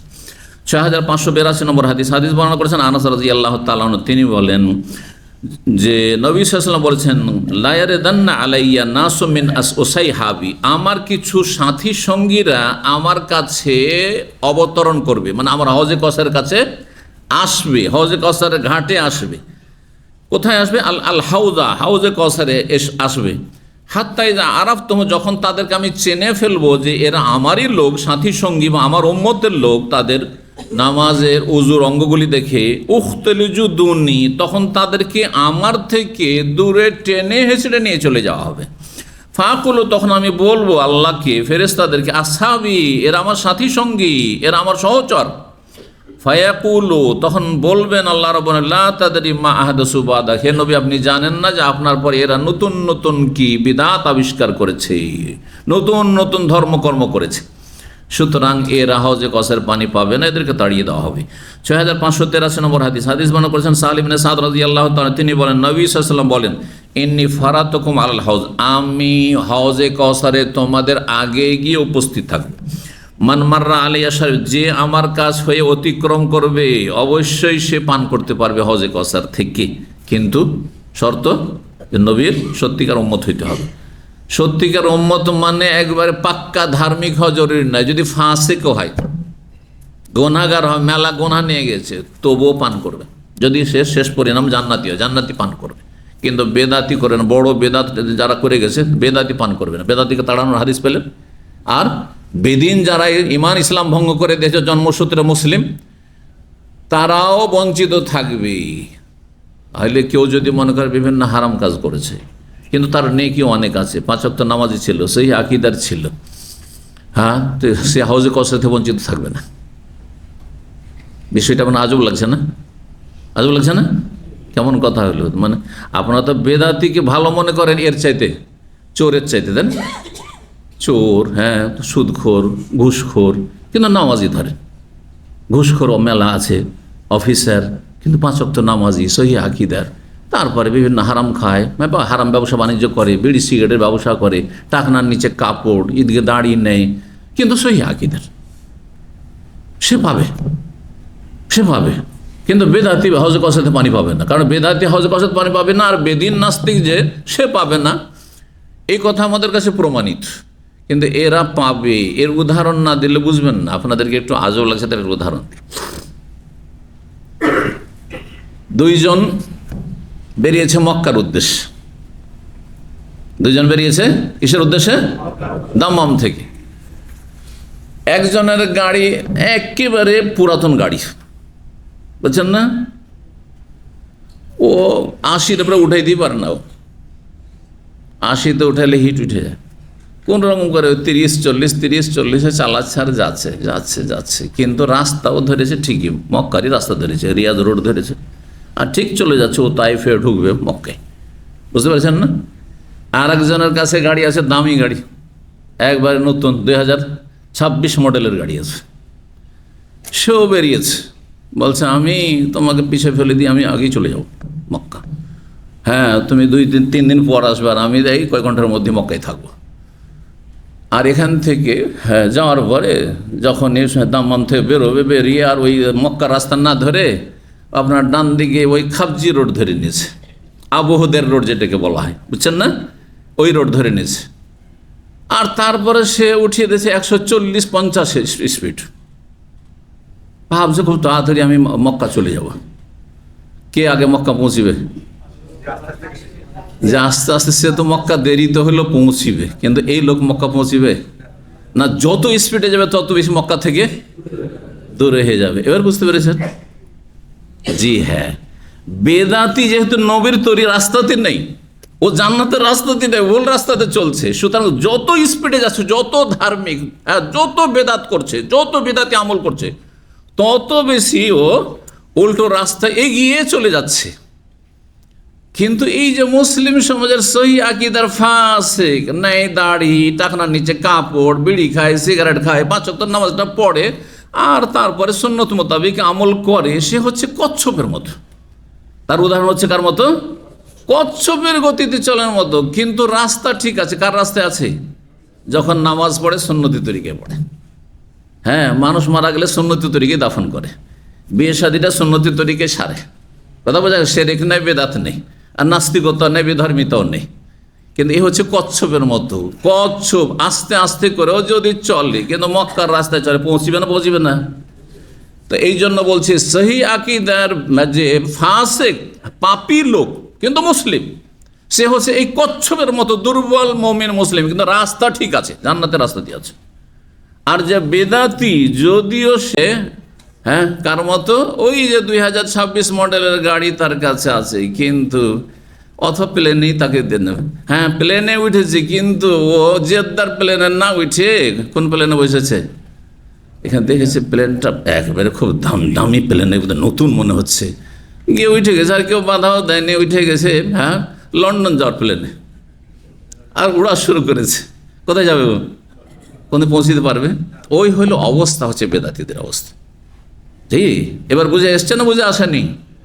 এই জন্য ওলামারা বলেছেন যে তৌহিদ সুন্নতের সাথে, মানে তৌহিদ সুন্নাহ যদি ঠিক থাকে, অল্প আমল ফরজ ওয়াজিবটাও যদি আদায় করেন, কবিরা থেকে বেঁচে থাকেন, জান্নাত চলে যাবেন। অল্প আমল দিয়ে জান্নাত যেতে পারবেন। কিন্তু শিরক আর বেদাতের সাথে পাহাড় সম পরিমাণ আমল নিয়েও জান্নাতে যেতে পারবেন না, কারণ রাস্তা আপনার ভুল রাস্তা, নবীর রাস্তায় জাননি আপনি। আর নবী সাল্লাল্লাহু আলাইহি ওয়াসাল্লামের রাস্তা ছাড়া অন্য রাস্তায় চললে কাজ হবে না। বুঝেছেন তো? জি, হাদিসগুলো আজকে শেষ করতে হবে আমাদের। জি, এজন্য আর কথা লম্বা না করে এখন তর্জমা করি। যে আমার কাছ দিয়ে অতিক্রম করবে, পান করবে, অমান সারিবা, যে একবার পান করে নেবে, লম্বিয়াজমা আবাদা, কখনো পিপাসিত হবেন, লাইয়ারাদান আলী আকওয়ামুন, বেশ কিছু সম্প্রদায় আমার কাছে আসবে, আরিফুহুম, তারা আমাকে চিনতে পারবে যে আমি রসুল, ওয়ারিফুনি, তাদেরকে আমি চিনতে পারবো আর তারা আমাকে চিনতে পারবে। সুম্মা ইউহালু বাইনি ওয়া বাইনহুম, তারপরে আমার মাঝে আর তাদের মাঝে প্রাচীর সৃষ্টি করে, পর্দা দিয়ে দেওয়া হবে, এমন করে দেওয়া হবে যে তারা অন্তরালে চলে যাবে, চোখের আড়াল হয়ে যাবে, আর হজে কসার পৌঁছতে পারবে না, তারা তাড়িয়ে দেওয়া হবে তাদেরকে। 6584 নম্বর হাদিস বর্ণনা করছেন সাহাল ইবনে সাদ, বলছেন যে আশহাদু, আমি সাক্ষী দিচ্ছি, আবু সাঈদ খুদরি সম্পর্কে, তো তার কাছ থেকে শুনে, ওয়াহিয়াজিদু ফিহাদ, অতিরিক্ত আরও তিনি বলেছেন, ফাআকুলু, যখন নবী সাল্লাল্লাহু আলাইহি ওয়াসাল্লাম দেখবেন যে আমার উম্মত মনে হচ্ছে, এই লোকগুলিকে দেখে আমার দলবল মনে হচ্ছে, তো তাদেরকে আসতে দেন বলবো, তো ইন্নাহুম মিন্নি, এরা আমার লোক, আসতে দেন, ফেরেশতাদেরকে বলবে।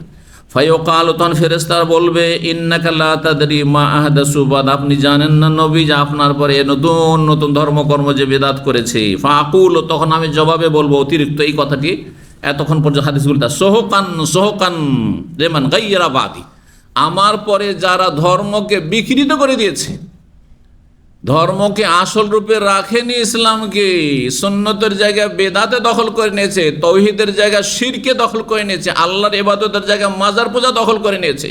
জি, 2 ঈদের জায়গায় 3 ঈদে যারা পরিণত করেছে, ঈদে মিলাদুন্নবী যারা বানিয়েছে, এরা ধর্মকে পরিবর্তন করেছে। সুতরাং তাদেরকে তাড়িয়ে দাও, দূরে সরিয়ে দাও, দূরে তাড়িয়ে দাও। সোহকান মানে বদান, দূরে চলে যাক তারা।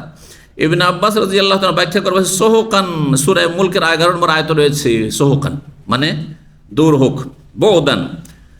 সূরা হুজুরাত 31 রয়েছে, মিম্মা কানিন সাহিক, মানে উঁচু স্থান থেকে, মানে সুদূর, দূরের অর্থ সেখানে রয়েছে, বাইদ।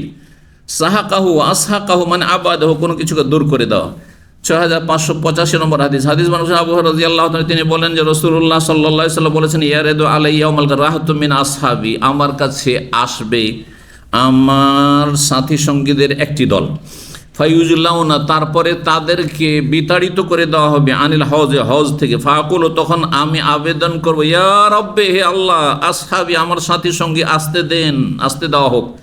ফায়াকুলু, আল্লাহ বল, ইন্নাকা লা ইলমা লাকা বিমা আহদাসু বাদাক, আপনি জানেন না, লা ইলমা লাকা, আপনার এই সম্পর্কে জানা নেই যে তারা কি নতুন নতুন বেদাত করেছে।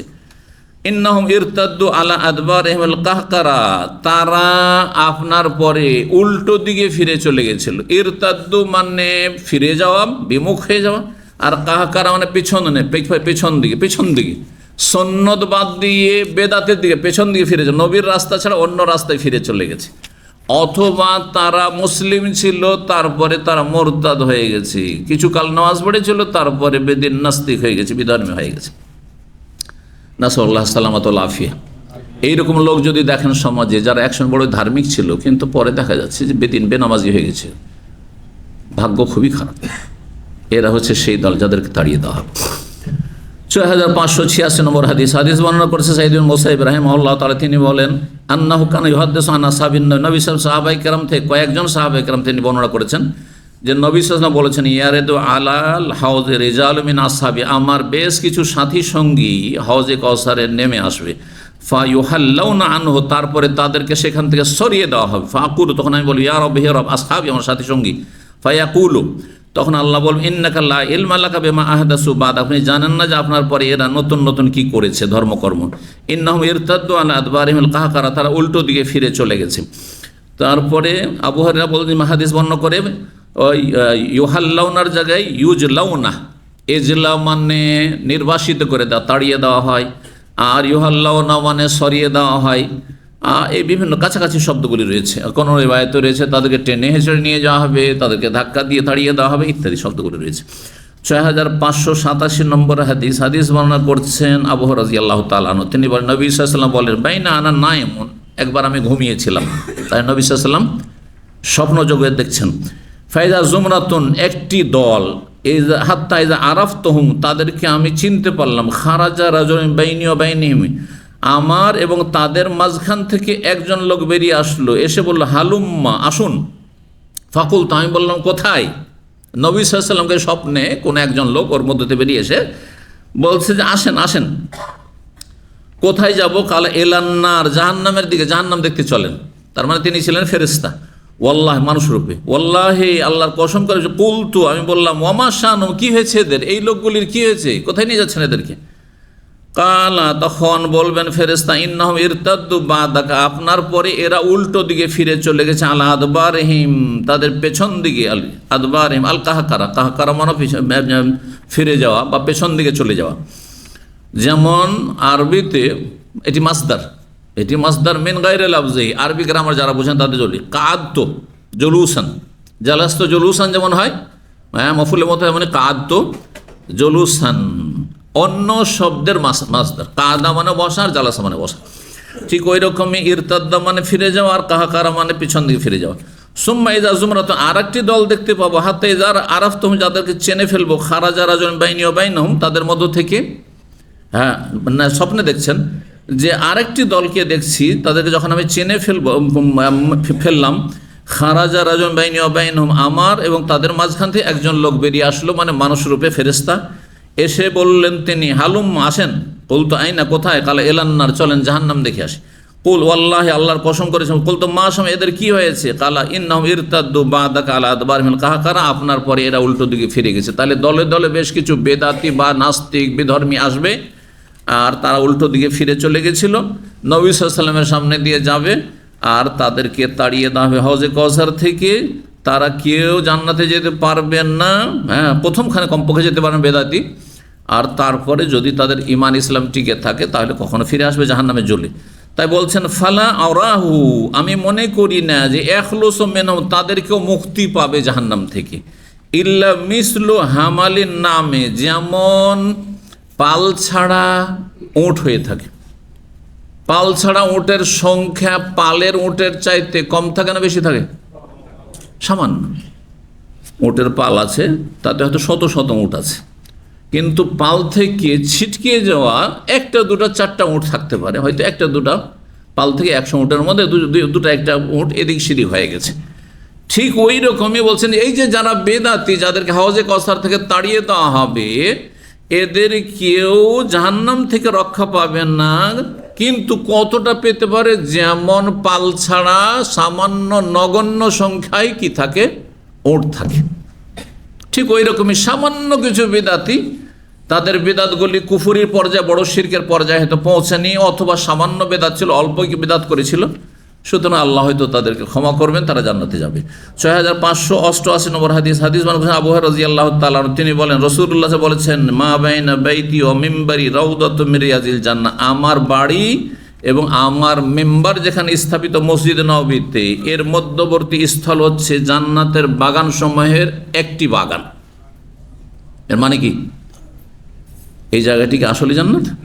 হ্যাঁ হ্যাঁ, তো কি এর অর্থ হইলে? তো অর্থ তো বুঝাইতে হবে।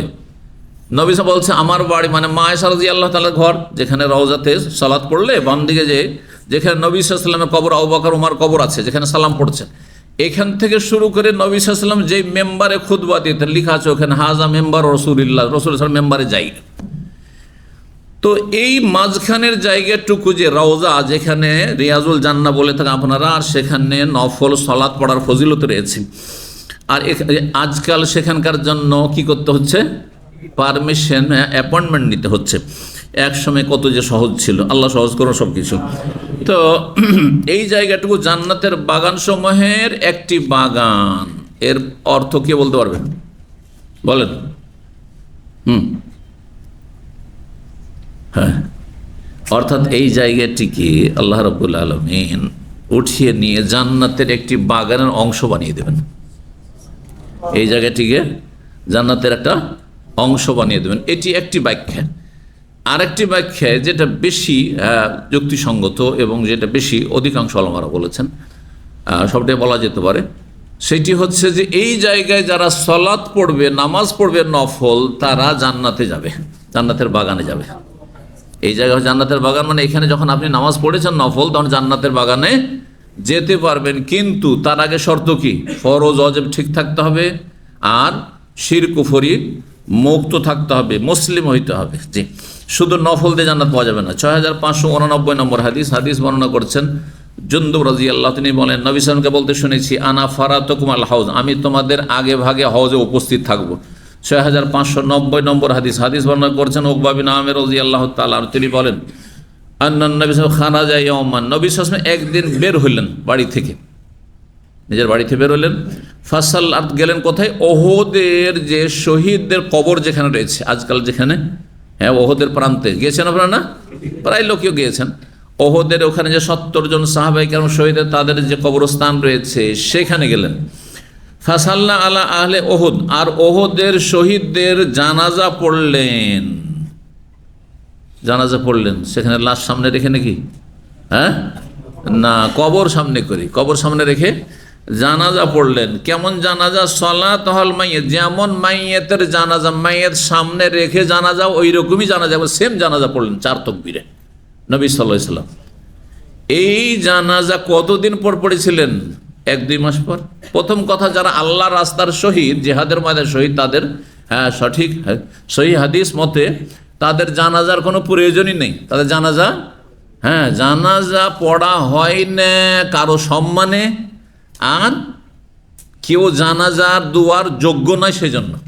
কাফের বেদিনের জানাজা পড়া জায়েজ নয়, কিসের জন্য? সে এই দুয়ার যোগ্যই নেই, এই দোয়া দিয়ে কাজই হবে না তাদের। আর শহীদদের জানাজা নেই কিসের জন্য? যে আপনি দোয়া করো শহীদের জন্য, আপনার দোয়ার তাদের কোনো প্রয়োজনই নেই। বিনা হিসাবে আল্লাহ তাদেরকে, তাদের রক্তই প্রমাণ করে দিবে যে তারা জান্নাতের জন্য কাজ করেছে, আল্লাহর কালিমা ওয়াচা করার জন্য কাজ করেছে। বুঝছেন না? একই কাজ, কিন্তু একটি সম্মান আর একটি অসম্মান। জি জি। কিন্তু নবী সাল্লাল্লাহু আলাইহি ওয়াসাল্লাম দীর্ঘ 8 বছর পরে, হ্যাঁ, ওহদের যুদ্ধ হয়েছে কোন সালে? 3য় হিজরি। নবী সাল্লাল্লাহু ইন্তেকালের কিছুদিন আগে, মাত্র কিছুদিন আগে, দীর্ঘ 8 বছর পরে, অন্য রিওয়ায়াতে রয়েছে হাদিস, এই জানাজা পড়েছেন, কবর সামনে করে জানাজা পড়েছেন। এটি নবী সাল্লাল্লাহু আলাইহি ওয়াসাল্লাম করেছেন কিসের জন্য? কাল মুআদ্দি লিল আহইয়া ওয়াল আমওয়াত। নবী সাল্লাল্লাহু আলাইহি ওয়াসাল্লাম যেহেতু দুনিয়া থেকে চলে যাওয়ার সময় চলে এসেছে, ইন্তেকালের মুহূর্ত ঘনিয়ে এসেছে, জীবিত যারা সাহাবায়ে কেরাম রয়েছে তাদের থেকেও বিদায় নিচ্ছেন, তাদেরকেও বিদায় করছেন বিভিন্ন ভাষা দিয়ে, বিভিন্ন কথা দিয়ে। আর যারা মারা গেছেন সাথী সঙ্গী, তাদের কাছ থেকেও বিদায় নিয়ে আসেন, তাদের কবরস্থানের কাছে গিয়ে যে তোমাদের জন্য দোয়া করে গেলাম, আর আমি চলে যাচ্ছি, তোমাদের কাছে চলে আসছি। আল্লাহু আকবার। বোঝা গেছে না? তো যেন এটি বিদায় ছিল নবী সাল্লাল্লাহু আলাইহি ওয়াসাল্লামের সেখান থেকে। নবী সাল্লাল্লাহু আলাইহি ওয়াসাল্লাম জীবিত সাহাবায়ে কেরামদের কাছ থেকে বিভিন্ন সময় বিভিন্ন বিদায়, এই মাসলাটা তোমরা ভালো করে জেনো, লাআল্লি লাআলকাকুম বাদা আমি হাযা, সম্ভবত এরপরে আর তোমাদের সাথে দেখা হবে না, এভাবে বিদায় নিয়েছেন নবী সাল্লাল্লাহু আলাইহি ওয়াসাল্লাম। এই হাদিস থেকে প্রমাণিত হয় যে কবর সামনে করে জানাজা পড়া জায়েজ। এই মাসলার প্রবাসীদের প্রয়োজন রয়েছে, যেটা আপনাদের দেশে প্রচলিত মজহাবের লোকেরা অনুমোদন দিবে না, কিন্তু হাদিসে এর স্বীকৃতি রয়েছে। এখানে নবী সাল্লাল্লাহু আলাইহি ওয়াসাল্লাম জানাজা পড়েছেন কি সামনে করে? লাশ সামনে করে, কবর সামনে করি। তো আপনি ধরেন আপনার বাবা মারা গেছে, মা মারা গেছে, আপনি এখানে যেতে পারেননি বিভিন্ন জটিলতার কারণে, অনেকেই বেশিরভাগই যেতে পারছেন না, জানাজায় হাজির হতে পারেননি, গেলেন শুধু কবর জিয়ারত করে চলে আসবেন কেন? আপনি জানাজা পড়েন, কবর সামনে করে জানাজা পড়েন। এর চাইতে স্পষ্ট দলিল নবী সাল্লাল্লাহু আলাইহি সাল্লামের মসজিদ নববীর ঝাড়ুদার একজন মহিলা ছিল, সহিহ বুখারীর হাদিস আছে না? হাদিস শুনেছেন, বহুবার শুনেছেন। রাতের বেলা তার মৃত্যু হয়ে যায়, সাহাবারা ভাবলেন যে একে সকাল পর্যন্ত রাখবো, কোনো প্রয়োজনও নেই, আর এত রাতে গভীর রাতে নবী এশা পড়িয়ে বাসায় চলে গেছেন, তাকে আবার ডিস্টার্ব করবো। একটা সাধারণ মহিলার জন্য, ঝাড়ুদারের জন্য আমরাই জানাজা পড়ে দাফন করে দিই, বাকির কবরস্থানে জানাজা পড়ে রাতেই দফন করে দিয়েছেন। সকালবেলা নবী সাল্লাল্লাহু আলাইহি ওয়াসাল্লাম খুঁজছেন মহিলাকে, যে মসজিদ ঝাড়ু দেয়, মহিলা কোথায়, দেখতে পাচ্ছেন না। তখন কি বললেন? ওই মহিলা কোথায় গেছে? বলছে ও রাতে মারা গেছিল, মাতাতিল বারেহা, আর তারপরে রাত্রে আমরা দাফন করে দিয়েছি। তখন নবী সাল্লাল্লাহু কি বলেছিলেন? আফালা আযানতুমুনি, আমাকে তোমরা জ্ঞাত করনি, জানাওনি কেন? আমি তার জানাজায় হাজির হইতাম, জানাজা পড়াইতাম। জি, দুল্লুনি, শুধু এটা বলে থেমে গেলেন? দুল্লুনি আলা কবরেহা, ওর কবরটি আমাকে দেখিয়ে দাও। এইটাও প্রমাণ করে যে নবী আলেমুল গায়ব না। আরে নবী দুনিয়ার গায়বের জানছেন, বাংলাদেশের গায়বের খবর রাখছেন, আর কোনটা কবর নতুন কবর ওই মহিলার ঝাড়ুদার, এই খবরটাও জানছেন না, বুঝছেন না? তাহলে কত বড় শিরকি আকীদা নবীকে আলেমুল গায়ব বলা, হাজির নাজির। আচ্ছা, হাজির নাজির মানে উপস্থিত। তাহলে নবী সাল্লাল্লাহু আলাইহি ওয়াসাল্লাম রাত্রিবেলা যখন সাহাবায়ে কেরাম কোনো মহিলাকে দাফন করছেন, তখন ওখানে হাজির না? নাজির মানে দেখা, প্রত্যক্ষ করেননি, দেখেননি।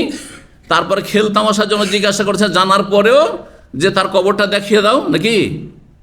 বুঝছেন না আমার ভাষাগুলি? তাহলে এই দলিল কি প্রমাণ করে? যে এগুলি হচ্ছে ইসলাম বিরোধী আকীদা, ইসলাম নষ্ট করে আকীদা, আল্লাহর সাথে শরীক স্থাপন করে। যে আল্লাহ ছাড়া নবী হাজির নাজির, নবী আলেমুল গায়ব না, অদৃশ্যের খবর নবী জানেন না, অতটাই জানেন যতটা জানানো হয়।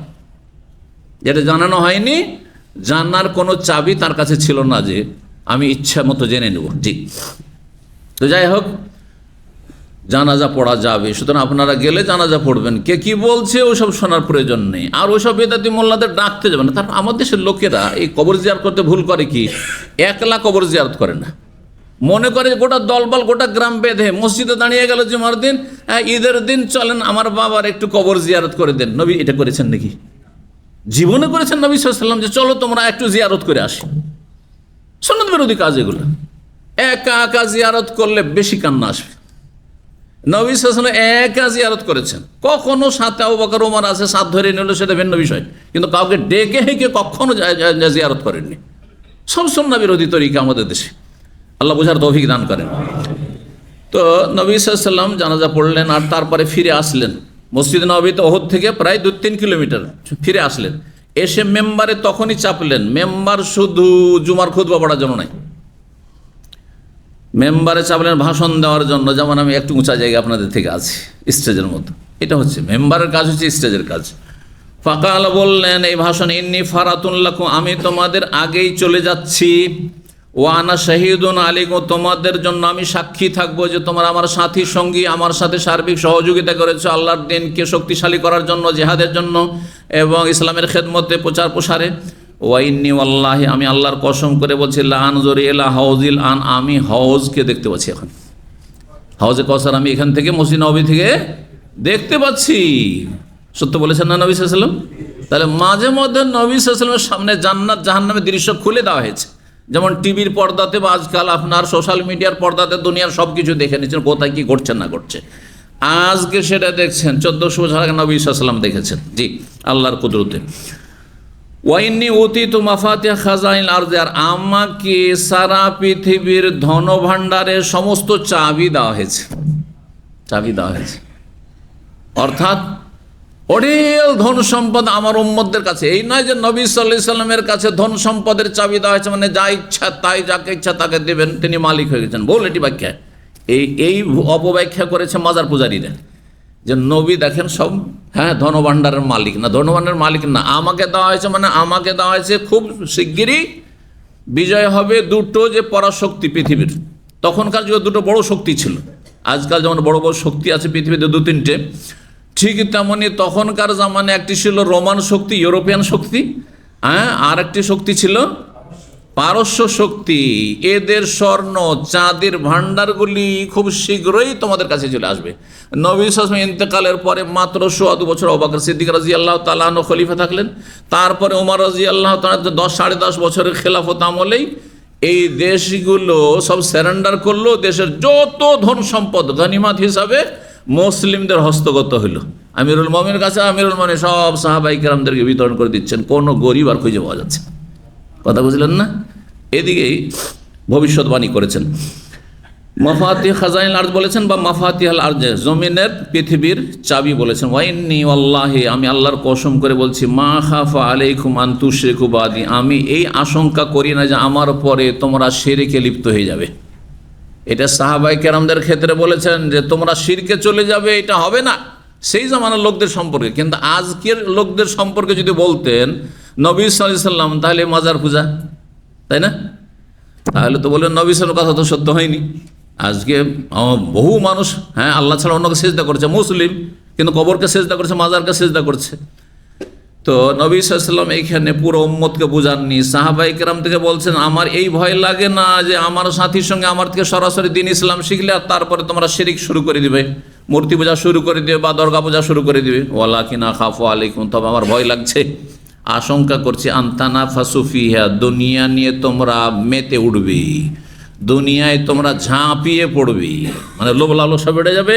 হ্যাঁ, টাকা পয়সা আয় উপার্জন করতে গিয়ে স্বার্থের জন্য তখন আপোষে একটু কলহ বিবাদ এগুলো শুরু হয়ে যেতে পারে, এটা ভয় পাচ্ছি। দুনিয়া পয়সা বড় ফেতনা, পয়সার জন্য দিনই ভাই ছুটে যাচ্ছে, পয়সার জন্য কত আন্তরিকতা, কিন্তু ধার দেওয়ার পরে ঠিকভাবে দিচ্ছে না, ওয়াদা খেলাপি করছে, যার ফলে একটা দূরত্ব, অন্তরের দূরত্ব তৈরি হয়ে যাচ্ছে। আর তারপরে সেই ধার কর্জাটা পাওনাটা উঠাতে যে কত বেগ পেতে, কষ্ট পেতে হয়েছে, মন মেজাজি খারাপ হয়ে আছে, যদিও দিনই ভাই বড় কষ্ট মনে আছে না? এই লোভ লালসায়, কেন এত লোভ লালসা রে ভাই পরের পয়সাতে, যার ফলে সম্পর্কগুলো খারাপ হয়ে যাচ্ছে। এইগুলোকে ভয় করেছেন নবী সাল্লাল্লাহু আলাইহি ওয়াসাল্লাম। 6591 নম্বর হাদিস বর্ণনা করছেন হারেসা বিন ওয়াহাব, তিনি বলছেন, সামিআতুন নবী সাল্লাল্লাহু আলাইহি ওয়াসাল্লাম, আমি নবী সাল্লাল্লাহু আলাইহি ওয়াসাল্লাম বলতে শুনেছি, ওয়াজাকার আল হাউজ, হাউজে কাউসারের কথা তিনি আলোচনা করছিলেন, বলছেন, কামা বাইনাল মদিনাতি ওয়া সানা, যেমন মদিনা থেকে সানআর দূরত্ব। এইখানে একটু কম দূরত্বের কথা বলা হলো তুলনামূলক ওই হাদিসে, যে হাদিসে বলা শাম দেশের আইলা থেকে নিয়ে সানা পর্যন্ত। উদ্দেশ্য হচ্ছে যে বিশাল আকারের কি হবে, হাউজে কাউসার হবে। 6592 নম্বর হাদিস মাহফুজ হারেসা, তিনি বলেন, নবী সাল্লাল্লাহু আলাইহি ওয়াসাল্লাম থেকে তিনি বলতে শুনেছেন, হাউজুহু মা বাইনা সানা ওয়াল মাদিনা, নবী সাল্লাল্লাহু আলাইহি ওয়াসাল্লাম যে হাউজে কাউসার হবে হাসর মাঠে, সেটির প্রশস্ততা হবে সানা থেকে মদিনা পর্যন্ত যেমন দূরত্ব তেমন। ফাকাল লাহুল মুস্তাওরিদ, তখন মুস্তাওরিদ নামক সাহাবী বলছেন ভাষ্যকার হাফিজ বিন হাজার রহমতুল্লাহ আলাইহি, যে মুস্তাওরিদ বিন শাদ্দাদ একজন সাহাবী, হ্যাঁ, কিন্তু প্রসিদ্ধ সাহাবী না, এই জন্য আপনার অধিকাংশ হয়তো এই নাম জানেন। তিনিও সাহাবী, তার বাবা শাদ্দাদ, তিনিও সাহাবী বিন সাহাবী, কিন্তু সহিহ বুখারীতে শুধু একটি রিওয়ায়াত, এই হাদিসটি শুধু তার বর্ণিত হয়েছে। বলছেন, আলাম তাসমাহু কাল, তখন বলছেন হারেসাকে মুস্তাওরিদ, কি আপনি কি নবী সাল্লাল্লাহু আলাইহি ওয়াসাল্লামকে বলতে শোনেননি আল আওয়ানি, মানে ওই যে হাউজে কাউসারের পানপাত্র সম্পর্কে, আনিয়াতুন মানে বর্তন, পাত্র, আর আনিয়াতুনের বহুবচন হচ্ছে আওয়ানি। কিন্তু দুঃখজনক বিষয়, অনুবাদক বাঙালির বাংলা অনুবাদ করতে গিয়ে আওয়ানি মানে পানপাত্র হাফেজ হাজার ব্যাখ্যা করে বলছেন, যদি আরবি ভাষ্যটি পড়তো তো এত বড় ভুল করতো না। কি করেছে জানেন? এই যে সর্বশেষ যেটি অনুবাদ বাংলা, তাতে আর আরেকটি অনুবাদ, দুটোই অনুবাদে দেখলাম এই বড় ভুলটি। আওয়ানি একজন ব্যক্তি, আওয়ানি একজন ব্যক্তি, লোকের নাম বানিয়ে দিয়েছেন। কালা আল আওয়ানি, আওয়ানি বলেছেন, মানে আওয়ানি নামক ব্যক্তি বলেছেন। কোথায় থেকে কোথায় চলে গেল, বুঝলেন আমার কথা না? বুঝলেন না? এমন বড় বড় ভুল অনুবাদক করে রেখেছে, যেহেতু বাংলা যারা অনুবাদ করেছে তারা কোনো বিজ্ঞ আলেম ছিলেন না, বড়ই দুঃখের বিষয়। ভালো আলেমদের এই অনুবাদগুলি হওয়া উচিত, আল্লাহ যেন তৌফিক দান করেন কোনো বান্দাকে। কাল আল আওয়ানি মানে আওয়ানিল হাউজ, হাউজের পানপাত্রের সংখ্যা সম্পর্কে নবী সাল্লাল্লাহু আলাইহি ওয়াসাল্লাম কিছু বলেননি। কাল আল্লাহ, আমাকে কিছু বলেননি। কাল মুস্তাওরিদ, তখন মুস্তাওরিদ বললেন যে হ্যাঁ আমি জানি, কিন্তু পানপাত্র সম্পর্কে তোরা ফিহিল আনিয়াত মিসলাল কাওয়াকিব, দেখুন আনিয়া আসলো, আনিয়ার বহু বচন হচ্ছে আওয়ানি। তোরা ফিহে, এই হাউজে কাউসারে দেখতে পাওয়া যাবে পানপাত্র কেমন, মিসলাল কাওয়াকিবে, তারকার সংখ্যা পরিমাণ, তারকার মতো। আকাশের তারকা কত, যখন সবগুলি তারকা, আকাশ যখন স্বচ্ছ পরিষ্কার পড়ে থাকে মেঘ থেকে, তখন সব দেখা যায় কত সংখ্যক, অসংখ্য, তাছাড়া যেগুলো দেখতে পায় না কত এরকম তারকা রয়েছে, ওই রকমই সংখ্যায় হবে হাউজে কাউসারের পানপাত্রগুলির।